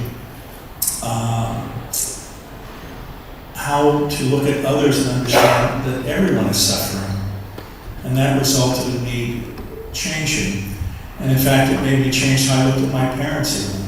I used to have a lot of anger and hostility because I had felt that they weren't there for me. But what I realized was that they were suffering themselves and did not have the tools to help themselves. And when I changed how I looked at the world, in many ways the world changed how it looked at me. And suddenly, I realized that actually everyone was there to help me. I just had never understood that because I was so afraid of being judged by others. And anyway, from that, she taught me also a technique of manifestation. Before I talk about that, though, let me just tell you a funny story, because Naren was kind enough to share my book with Daaji. And in my book, I talk about how this woman was actually feeding me Chips Ahoy chocolate chip cookies during our conversation. So I actually got a letter from Daaji where he sent me also a box of Chips Ahoy's chocolate chip cookies. So it was quite funny. But anyway, following this period of time with this woman whose name was Ruth, she taught me a technique of manifestation. And that was a central part of the book that I wrote, but actually I read another book which is called The Neuroscience of Manifestation and How It Changes Everything. And it's a somewhat different take on the concept of manifestation that you've seen in the books like The Secret or this concept of the prosperity gospel. And I'll let Naren go from there on that. There is another aspect of gratitude that is a huge takeaway. And I'll give you a personal example. After I got to know Jim and then got to understand what exactly is happening in terms of practicing compassion, we had an opportunity to go on a road trip and talk about this book. In one of those conversations, a young girl saw what he was talking about, got very inspired, and I was to go meet her in Michigan. So I told Dr. Doty, here's where I'm going, and is there something that you would like me to hand over? He gives what are known as beads of compassion, and I'm sure he'll share that story. And then he gave a poster where there were alphabets and said, why don't you hand this to the child? And I hope this will be an inspiration for her to be a compassionate child full of gratitude. Fast forward, he continued to mentor her. She was so inspired by the content that was given, she wrote an app. Based on that app, she helped teenagers in her school to learn how to use that whole approach to developing gratitude. And she gains admission into Stanford. All along, as a silent, anonymous support system, Dr. Doty kept ushering her forward, giving her the confidence, supporting the app she did, and probably spent innumerable hours over the phone with her and Zoom calls. Why don't you share with us this whole gratitude approach and the alphabets that inspired her? Because each of those alphabets, I think, will touch many of us here. Not only that, several of those are also qualities that are mentioned in the book. That's very true. How many have read my book, actually? I'm not going to beat you up if you haven't, but I do demand that you buy it. For those of you who may not have read my book, at the end of the book, I share a story where I was asked by my medical school to give a talk to the incoming students. And some of you may know that one of the common things in the United States is that they have an event for the incoming medical students called the White Coat Ceremony. And at that event, the students are given a white coat. This is usually Saturday or Sunday before medical school starts. They take an oath, typically the oath of Hippocrates, but there are other ones. And then typically they have an inspirational speaker who epitomizes the goals of what it is to be a physician. Of course, that's a very self-serving that I said that. So that was it. But anyway, and you know, I tried to think, based on my own experience, not only in life, but as a medical student, what are the key things that make us really human and that also inspire us and keep us centered, not only as physicians, but as human beings. And as many of you know, in medical school, you learn mnemonics, shortcuts of how to remember things. So I came up with a mnemonic, which was 10 letters of the alphabet, C through L. And it starts with compassion for self and others, recognizing the dignity of every person, practicing equanimity or evenness of temperament, practicing forgiveness, having gratitude. Just us being together, we're better off than the vast majority of people in the world, and we're very, very blessed. Humility. To be compassionate, you cannot look down on people. That's pity. To be compassionate, you have to look eye to eye. I is integrity or values that bound your behavior. J is justice, for this concept of our responsibility to care for those who are vulnerable. K is kindness, simply caring for another person, whether they're suffering or not. And all of this is contained by love. At the end of this, actually, when I shared that, I actually concluded with the following statement as well. You have sealed your journey with an oath.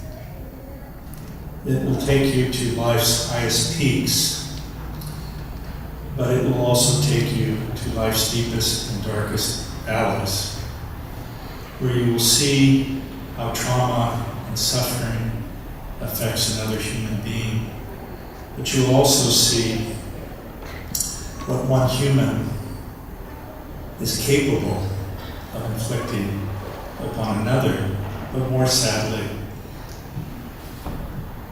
what one human is capable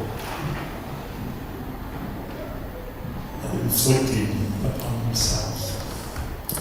But it will also take you to life's highest peaks, where you will see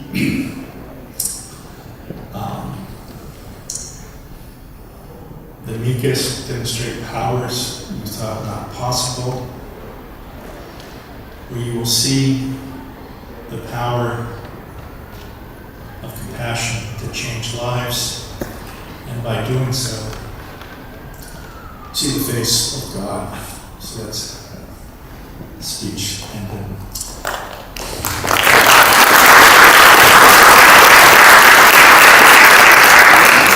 But also to share another little story about the compassion mantra, if you will. So probably a month after the book came out, I received an email from a woman. And she said, I'm the spiritual director of the largest homeless shelter in the United States. And I had become burned out in my job. And I had resigned. And I had a few weeks left. And my friends had sent me a variety of scripture, and none of them had any impact. And on the last week before I was to leave work, a friend shared your book with me, and it gave me the power to return to work. And I was so moved by it. So, a month later, she sends me another email, and she says, a friend of mine's daughter, my best friend's daughter, is named Jenny. And Jenny makes beads. And on her own, Jenny made a set of 10 wooden beads, each one symbolizing a letter of the alphabet. And she added a golden bead to represent the golden rule. And she said to me, do you mind if we sell these to support the center as well as our peace center? Of course, I said, of course. And so that happened. And then she sent me another email, so at this point she's becoming a stalker. So she's thinking of me. And she says, this has so moved me and stayed with me. Ginny and I made a video, and we'd like to share it with you. Would you mind if we post it on YouTube? And it's this video of a golden cloth with Ginny's hands stringing these beads, talking about each letter of the alphabet of the heart. And it's still up on YouTube. It's called Compassion Beads San Antonio, if you ever want to see it. But again, it just also shows you how each of us has the ability to positively affect someone's life. And I think that's probably the greatest message from Daaji's work, and the work that I try to do is to have people understand that they don't realize the power that they have within themselves to positively impact lives of others. So often we get involved in our own thing, but so many people are there and they sometimes look to us and we forget that. And so a kind word, a kind gesture can have a profound effect on another person's life. We need a few seconds to process that. Isn't it amazing that when somebody calls on us and asks us to introduce ourselves, we say, I'm an engineer, I'm a doctor, I'm a brain surgeon, but we are really humans.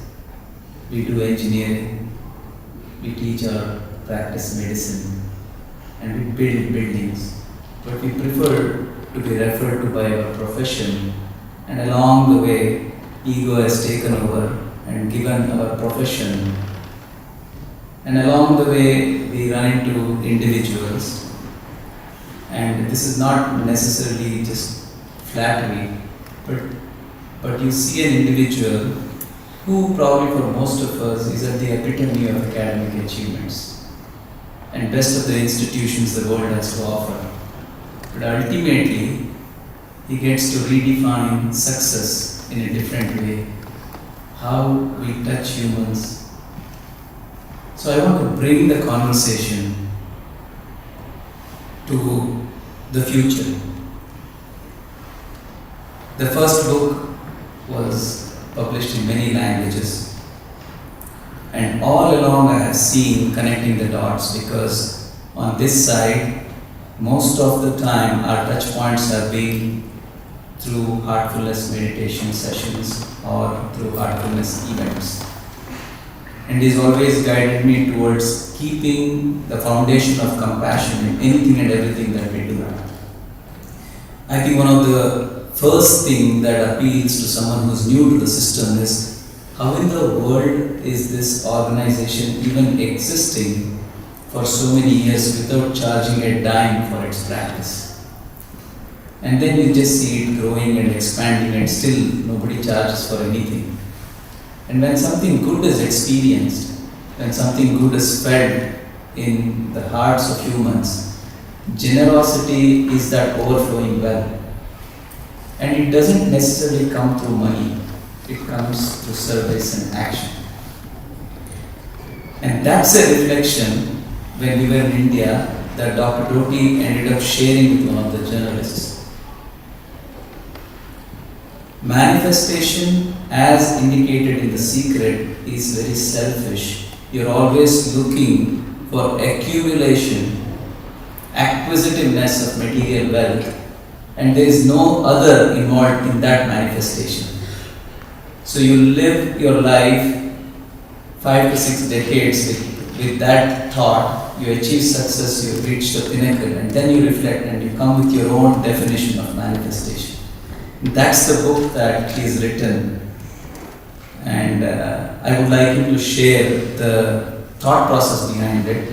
And I'm again going to make a commitment here that we will bring Dr. Doty back to launch that book for the citizens of Vancouver here.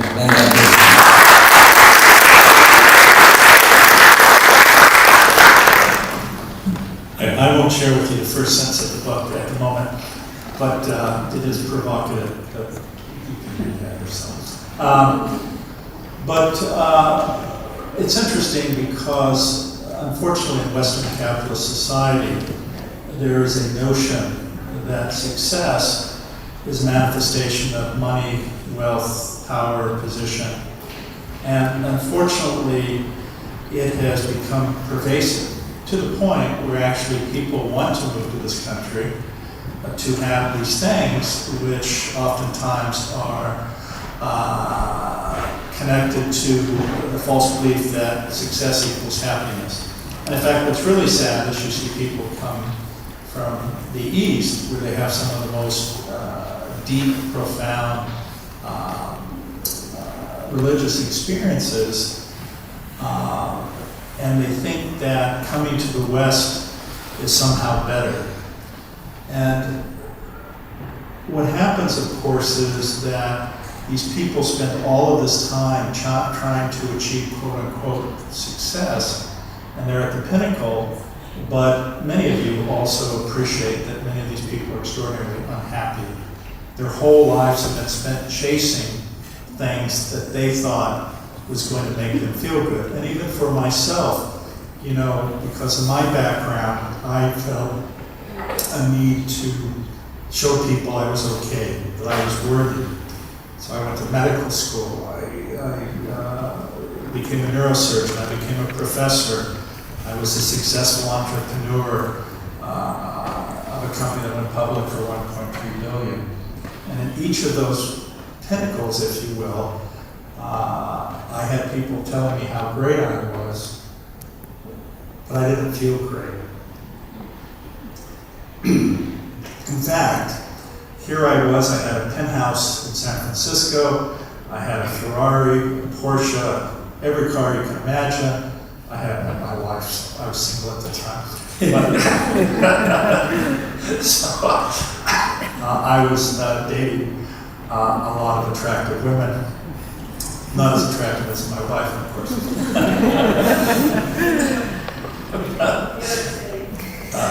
Exactly. But here I was. All my friends said I had everything, and I was never more unhappy than I had ever been in my life. And I was confused because I thought all of those things and people telling me how great I was would fill the emptiness that I had. And unfortunately, this is what so many people who have strived to this false notion of success happens.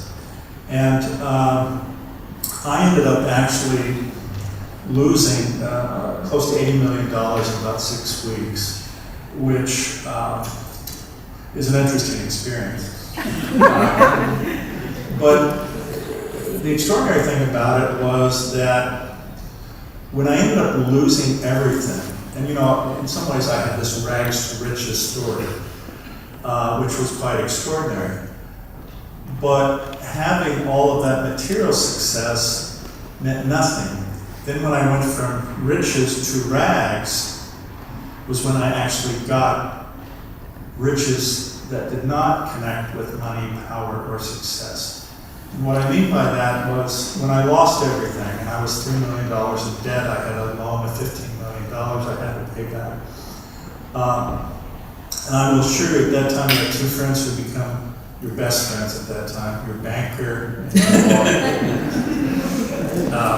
But anyway, so this put me through a period of great reflection about what I had been doing and actually what Ruth had taught me.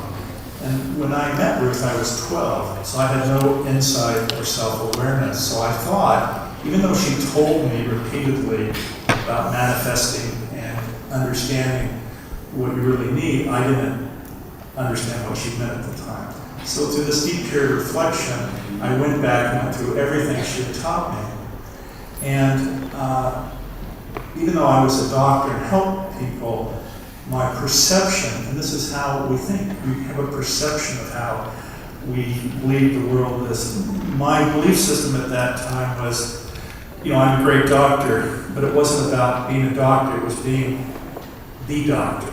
And what I mean by that is I was doing all these things to get affirmation from people, and that was a mistake. And so when I changed my worldview after that period of reflection, it was from the me aspect to understand the we aspect and to be of service and to recognize that the greatest thing we have as human beings is to be of service to another human. And so when I changed my view of the world, again, it gave me everything. And what I mean by that was, listen, my worst case is I was always a neurosurgeon, so I was not going to starve. But it completely changed how I saw the world. I saw my job of being of service to helping people. And when I say I got different riches, I did. I started the center. The Dalai Lama ended up being the founding benefactor. He and I became good friends. I became chairman of the Dalai Lama Foundation. I've been able to create programs, interventions, techniques that have helped hundreds of thousands, if not millions of people. I've written a book called the Oxford Handbook of Compassion Science. And I've been able to do all of these things. And along the road, I've met many of the world's leading spiritual and religious leaders, whether it's the Pope or Tutu or Shri or Sadhguru or Shri or Eckhart Tolle or Byron Katie. I've had the joy of interacting with all of these people, and I will tell you that the goal is always the same.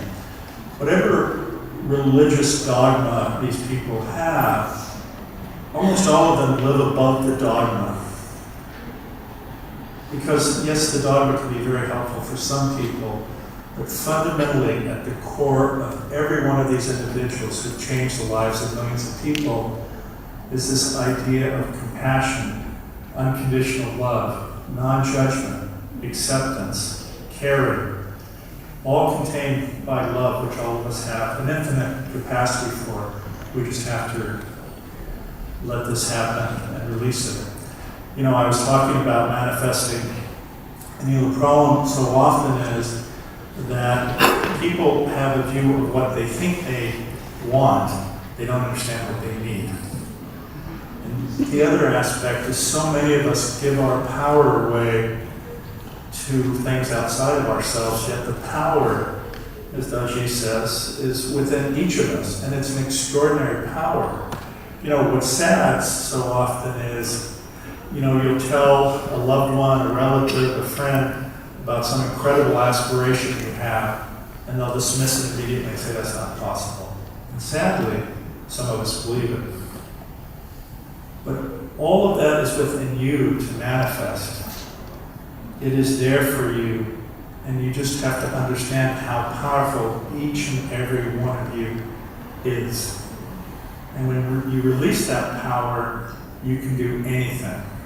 And the gift that I have been given is an understanding of that reality, which has allowed me, hopefully, to thrive as a human being, but also, like Daaji,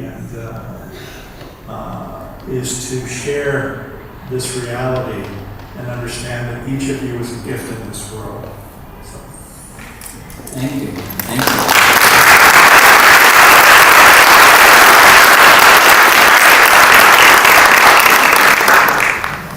We have this phrase we all use, right? We either say it's not rocket science when we discuss, when we talk about simple things. Another phrase we use is it's not brain surgery. But when a neuroscientist says something like that, you sit back and wonder, you know, is it because of familiarity of the terrain that they make it look so simple? Yet, how many of us know neurosurgeons or people who are neuroscientists trying to delve into other areas, be it technology, be it business, entrepreneurship, in the field of compassion? They'd rather stay in their domain and continue to introduce themselves as neurosurgeons, right? One of the interesting developments I have been observing in Dr. Doty is there is this phrase, right, when we go through one phase of our life, you have to prepare for the next phase. But for someone who has lived through these changes, what is waiting for you is oftentimes unknown. Now throw into that the curveball of technology, AI, Gen AI, algorithms, stuff like that. No neurosurgeon would like to go near it. And I have spoken to a couple of them. They are worried if they'll get replaced by AI surgeon and they don't have a job anymore. And on the other hand, I see this gentleman dive headfront into the field of AI and say, I have this body of knowledge through experience. Is there any way this can be converted into some algorithmic model so more people can use and benefit? Because in this day of iPads and smartphones, people's lives have become lonely. But instead of trying to teach the parents to grab the devices away from the children, why don't we infuse that device with something helpful? So even if they use the device or the devices, there is something positive, there is hope, and we would use the very avenue of their addiction to be to their advantage. Where I am going with this is requesting Dr. Doty to share that vision of his. Despite being someone from the medical field and having an acumen and maybe even famous for dexterity of a neurosurgeon's fingers and mind, how is he entering into this field of technology? And there again, he holds the tenets that are exemplified in this book as the very basis on which these apps or these technologies are built. Why don't you use the opportunity to highlight where you are right now spending most of your time and energy? Sure. Well, thank you, Naren, for that. And he's actually a big part of this, so don't let him seem so humble.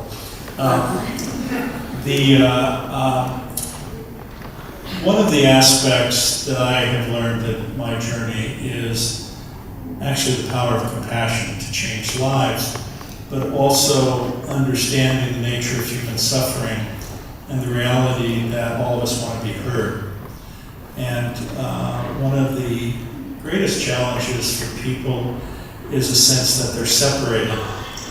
And I don't know how many of you know about the blue zones, but there are these parts of the world where, people, they're only, I think, 5 left, but these are places that are very similar to how people lived a few hundred years ago. You grew up in a village, everybody knew you and accepted you, the good and the bad. And this was not only your family, who lived in multi-generational residences, if you will, but everyone in the village. And so you did not have this constant concern about being judged. And then as we transition into the modern world, unfortunately, we're not next to people who love us necessarily, our relatives, our family, our friends, and many people are isolated. And the problem is then they become terrified about being judged. And that's probably a significant problem in today's society, especially among young people. And I'm sure all of you have seen the situations with influencers who create a picture of perfection that doesn't really exist, which causes their own mental turmoil. But it also causes mental turmoil for all of those who are watching these influencers. So, based on my own experience developing a variety of interventions and techniques to assist people with their own mental health, I looked at this burgeoning field of AI and realized that there were some extraordinary possibilities there. And so what we've done over the last couple of years is, one, to create an app that has an emotion assessment engine, believe it or not, where it is able to determine your emotional state from your facial expression, your voice, the context of the conversation, connected this to a very deep conversational AI knowledge base that has psychology, compassion-focused therapy, and then connected actually, believe it or not, with a human avatar. And the human avatar actually will converse with you, and it is non-judgmental, it is compassionate, and it is empathic. And the reason this appeals to so many people, and I want to emphasize, this is not to separate people from people, it's to give people a support system that allows them to re-engage with people by making them feel okay about themselves. And so they actually talk to this avatar. And the avatar not only converses, but can also give recommendations for meditation or other practices. And the interesting thing is, how many of you have tried virtual reality classes? The classes they put on? Well, one of the classic things that they do is they put you over an abyss in the virtual reality, and you're on a plank. And then they'll ask you to step off the plank. No one will almost no one will step off the plank. Even though on a cognitive level, there's a carpeted room right there. They will not step off the plank. And in some ways, what we do with this avatar is you cannot not connect with it as a human. You were forced to connect with it as a human, and therefore you feel comfortable interacting with it because it is a friend, if you will. And we've done studies that have shown actually how powerful this is with people connecting with it. In fact, we did a study that showed that we asked people to use it a minimum of 10 minutes a day for a week. And then we gave them a pre and a post test on stress, anxiety, and depression.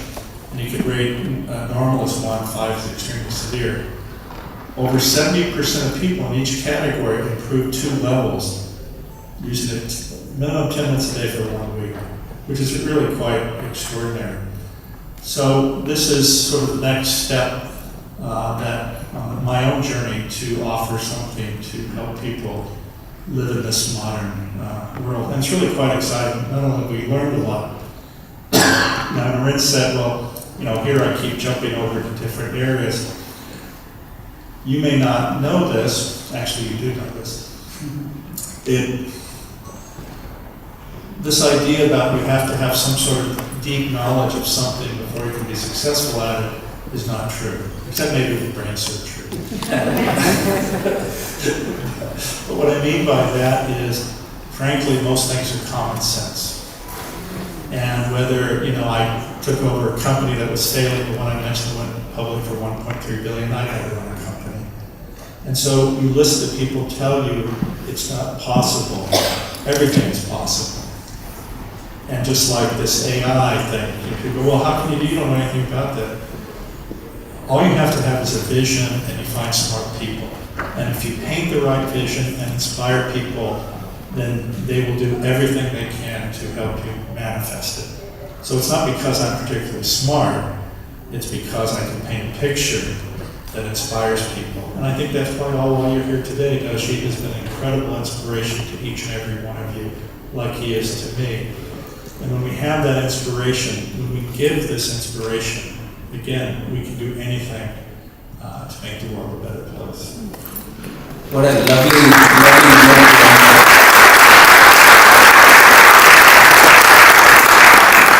just the right note to end on.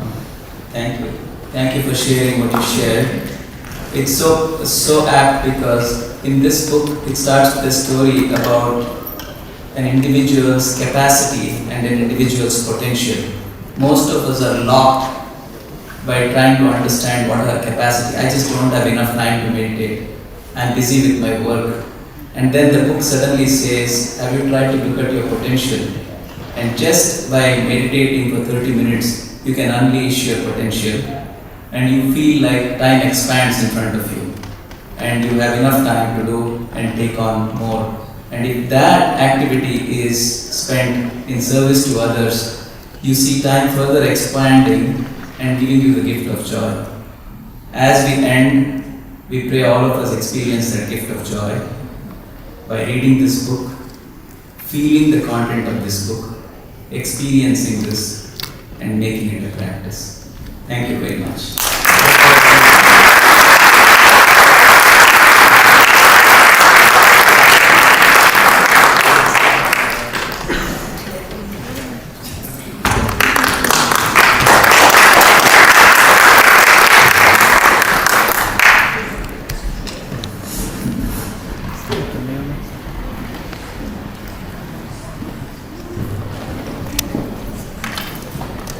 Wow, it was so engaging and delightful hearing both of you together. How did you feel? I completely agree with you, yes. It was so engaging, and of course we didn't realize how time flew by. I'm sure each of us have our own takeaways from this interview. Maybe personally, the greatest takeaway for me was that we all have that incredible power within us, which can impact the lives of others. And if we are mindful of that, we lead a more meaningful life. On behalf of the entire audience, I'd like to thank both Dr. Doty and Naren for such an insightful and engaging, captivating conversation. A huge round of applause.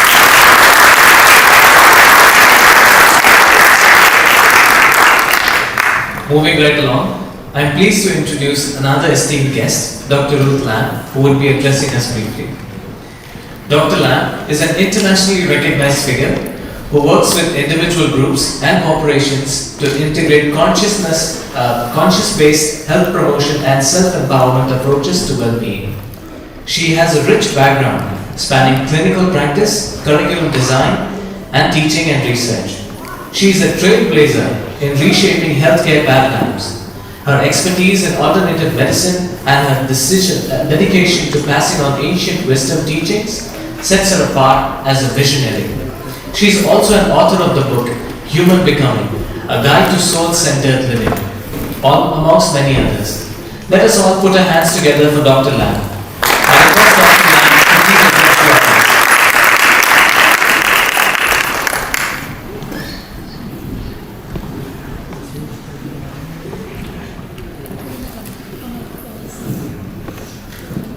Can you hear me? Greetings, everyone. Thank you for these beautiful talks in welcoming this book. It's been amazing. And the music, astounding. And thank you, Naren, for introducing me to Daaji. Because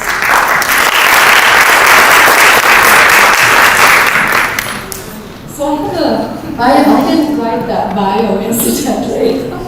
That was Neelam's creation. So I'm being introduced to myself tonight in some strange way. I do have a background in studying the Vedic. Speak into the microphone. I do have a background in studying the Vedic literature, particularly related to healthcare. And for about 20 years, my major teacher has been Shri through Shri Aurobindo's Integral Yoga. And so that's the perspective, including Western healthcare. But I had to look outside of Western healthcare, because Western healthcare to me is beautiful for 10%. And that's when you're really ill, trauma, or you need brain surgery. Western healthcare is great. Once it comes to chronic conditions of all sorts, it's important to look elsewhere, in my opinion. So I went looking elsewhere and I found India. So I've read a lot of books. And right now, since 2020, I've been an editor of spiritual books. So when I read Daaji's book, I'm never usually short of words to describe things, because I'm editing other people's work.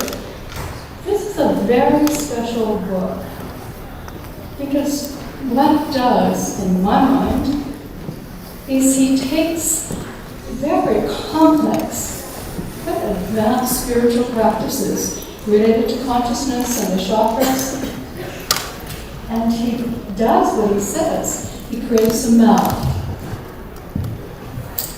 And it seems to me that if you want to climb Mount Everest, you really want a good guide and a good map.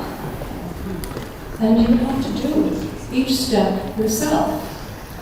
So what Daaji does here is he shows you a map that can take you to the highest spiritual development. So it gives you some very beginning practices. And so as I was reading the book, I thought, okay, I'm going to work with this practice of he talks about the immunity shield of constant remembrance of your heart. And he looks at the heart as your inner wisdom. He calls it the inner sensei. I see that as the inner spiritual warrior. So I've been working on that much more consciously, because I think I sort of live that way, but not so consciously. So I started working on that consciously. And it's just a very basic practice he speaks about earlier in the book, but it's a profound practice because it grows the heart. The other thing that's fascinating to me about this book is he talks about the higher chakras, the heart region and the mind region, in a way I've never read before. It actually shows you a map at that spiritual Mount Everest in a way I haven't read about before. It's very beautiful. So just want to tell you one brief story and then conclude. About the power of the heart.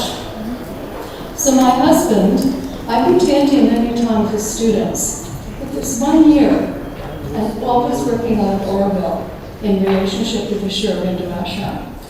1 year my husband decided to come. So we came, and while I was with the students for 2 weeks, he taught, he's a mathematician, he taught at one of the Oroville schools. And then when my 2 weeks was over, he finished his teaching, and 2 days later he got a fever. He was very sick. He says, I'm fine, just leave me lying here. So finally I went to the guest house in Lady and I said, could I borrow a thermometer? Well, his temperature was 103 and he had abdominal pain. I said, I'm fine, just leave me here. I said, no, I think I'm calling a taxi and we're going to the hospital. So I call a friend and she tells me which hospital to go to, which is Pins near Oroville, a medical teaching school. And I call a taxi driver we were used to.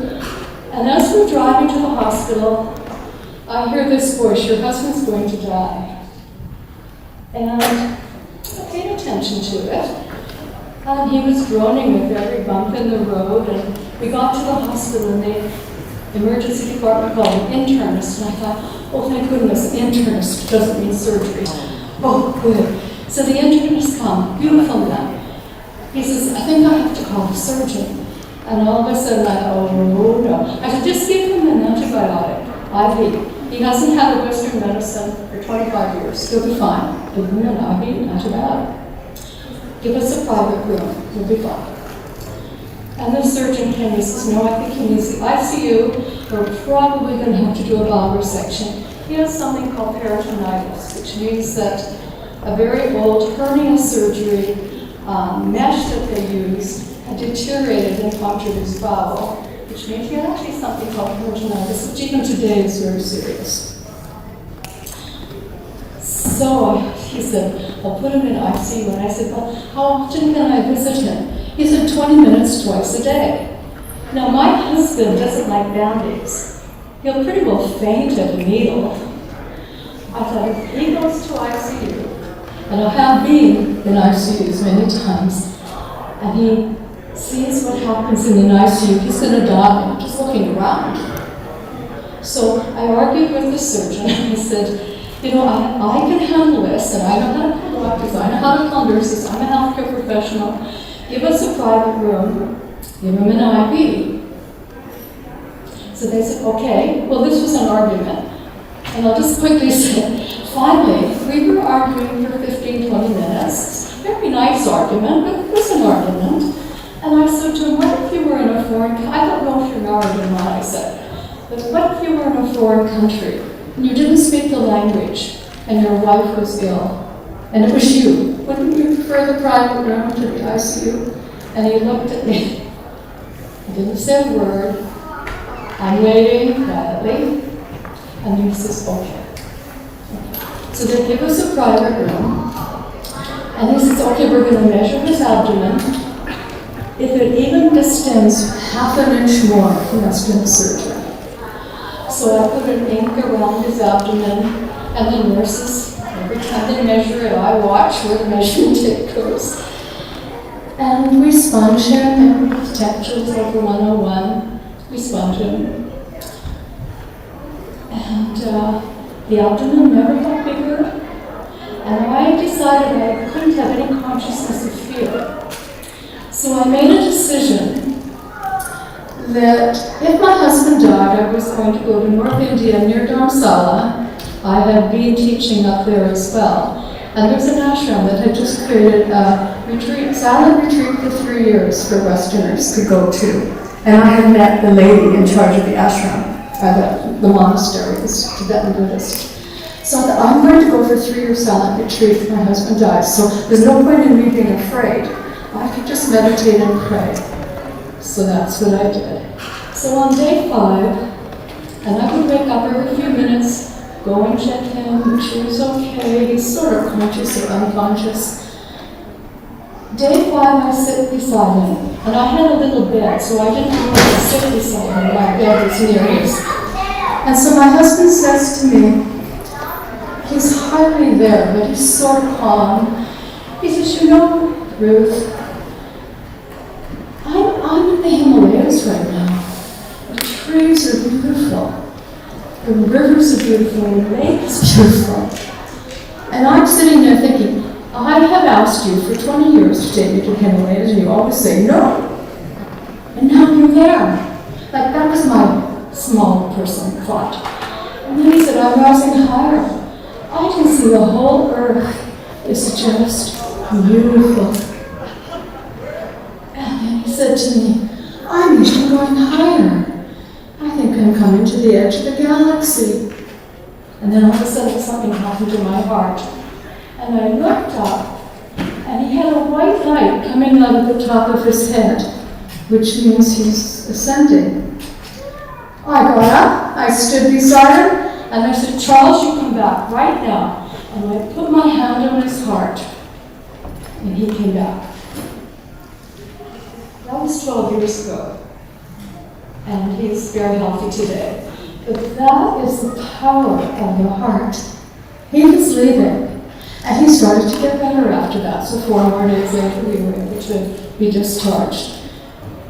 He was leaving calmly, and the great divine decided that he had a bit more time here, maybe many, many more years time here. I don't know who did that, or what did that through me, or why the divine listened. He came back. And I'll never forget the power of the heart. So Daaji teaches us about the power of the heart and the inner sensei. His inner sensei, my husband's and mine, united there and decided to have more time. That is the power of the heart.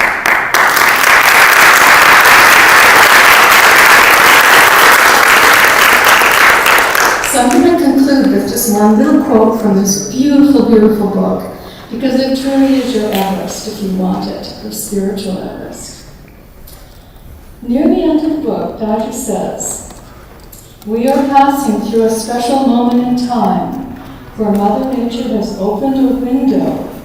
Mother Nature has opened a window to offer us a quantum leap in this very life into the center, into Source, into the Spirit, into the all-conscious divine. The way is open. The method is available. The means are simple. The field is prepared. What it takes is a heart that wants it all. What it takes is a heart, your heart, that wants it all. And you are one of them, even if you don't realize it now. He says, you are one of them who has a heart that wants it all. So thank you.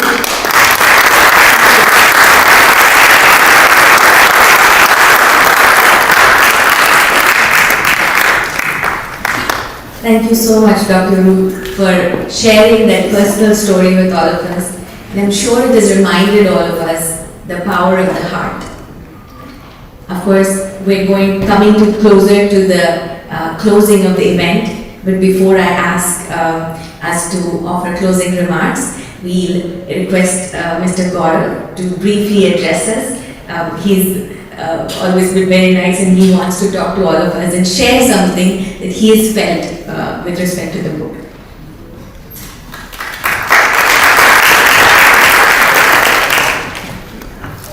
Thank you. Being from media, I'll just stick to 2 minutes because that's what's been given to me. I'm out of syllabus time. Okay. So quickly, when I met Dr. Arvind, and thanks to Neelam ji for introducing me to Heartfulness, I told him that God created so many weathers. Like I started from Surrey today, it was snowing, it wasn't here. So God could have also created one weather and left the world like this, right? But there was a reason. The reason was that the outside weather, he wanted to show us humankind, the outside weather will be dynamic, will keep changing. What you need to be What's important is don't get fazed by this outside weather, which is dynamic, towards your inside weather. Now this book by Daaji, my mother, who's my real guru, I gave her this book and today he gave me an extract out of it, which reminded me, I kept thinking, what's that inside weather? Which is important. We should not get fazed by this outside weather. Is the meditation. You know why? Because this book clearly defines the way Mother Earth, there's a lot of water inside, and when we start digging inside, even the water wants to gush out. Similarly, this book defines that when we start the inside journey through 3 key attitudes of sense of urgency, humility, and also liveliness. The water inside, which is meditation, also wants to gush out. So I just request, please read this book. It's a beautiful, beautiful book. There's such great tools which will help you seriously to be humble, to have this humility, to have this gratitude and compassion. Thank you so much.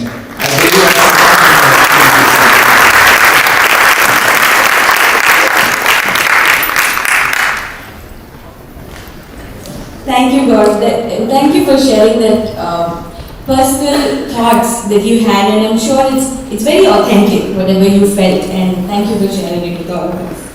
And as we, of course, come to the culmination of this remarkable event, it's time to extend our heartfelt thanks to everyone who played a part in making today possible. For this, and I call upon Lakshmi Aravind, who is the Secretary of Heartfulness Institute, Canada, to extend the vote of thanks and offer closing remarks.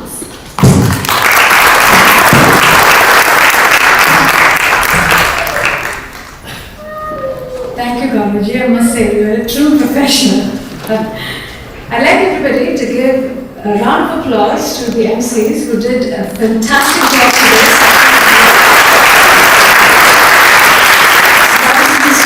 Esteemed guests and fellow seekers of wisdom. I'm delighted to highlight some of the key initiatives in Canada for our audience today. I'd like to start off with this graffiti art that's been displayed above, which was captured in the street walls of Hawaii. It holds a special place in my heart. To me, this symbolizes the essence of heartfulness volunteers, prayerfully engaged while silently aiding the community. Amidst the pandemic, Heartfulness Cares fundraised for local hospitals, providing food, and hosting 100 days of online meditation sessions. Collaborating globally, we organized a 100 days of yoga program, continuing medical education in Abbotsford Hospital, and over the years we have partnered with corporations with comprehensive wellness programs. We've also done International Women's Day programs marking and honoring women in collaborating with Shakti Foundation, webinars, community events and plans, and there are also plans for the National Heartfulness Canada Run in 2024. Further reflect a commitment to well-being. I feel a great sense of humility and gratitude as I share these moments with you all today. And this evening, what an incredible gathering this has been. While the hall may not have been to its full capacity, our hearts are brimming with the fullness of shared moments and profound connections we have gained as we prepared for this event. I'm sure our Heartfulness teams will resonate and agree with me on that. It only reminds me of the fact that the physical world has many limitations and we push ourselves hard to achieve more, but there's no limit to our inner world, our growth and expansion.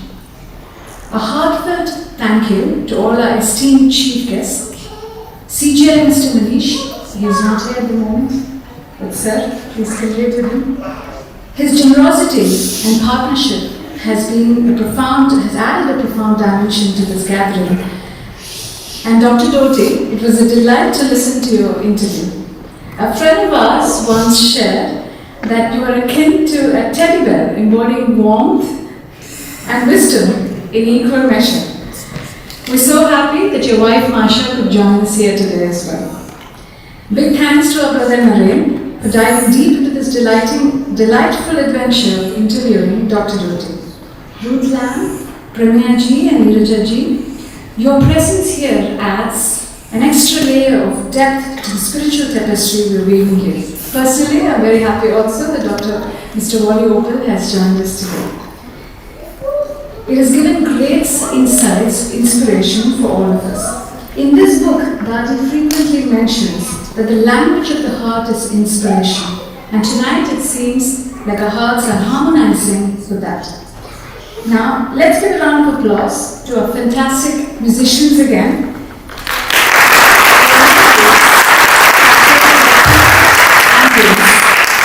For the Spiritual Anatomy book launch, making our hearts resonate with vibrations of peace and joy. A heartfelt thank you to the Unity of Vancouver for opening this hall up for this event for us and for providing invaluable audio-video support for the special event. A massive shout out to our Heartfulness volunteers.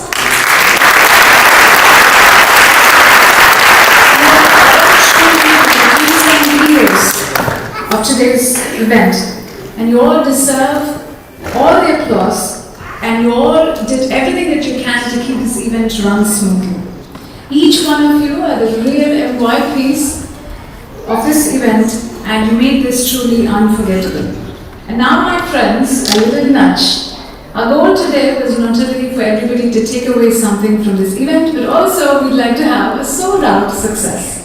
Please grab a copy of this book before you leave, and who knows, you might have the secret of this inner peace tucked in those pages. Remember, a book at home is a step closer to bliss.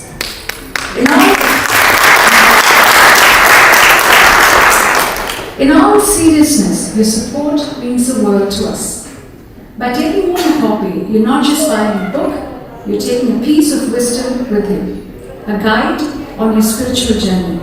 The book sales counter is set up on the entranceway, and we accept different modes of payment. Those of you who have pre-purchased your book with your ticket, you may grab your copy right here at the front of the stage. Dr. Doty has also graciously agreed to autograph the book, and if you would like to take a picture with him, please join him on stage. If you're interested in exploring heartfulness, connecting with like-minded individuals, and discovering the art of meditation, don't hesitate to reach out to our dedicated volunteers with the volunteer lanyards around here.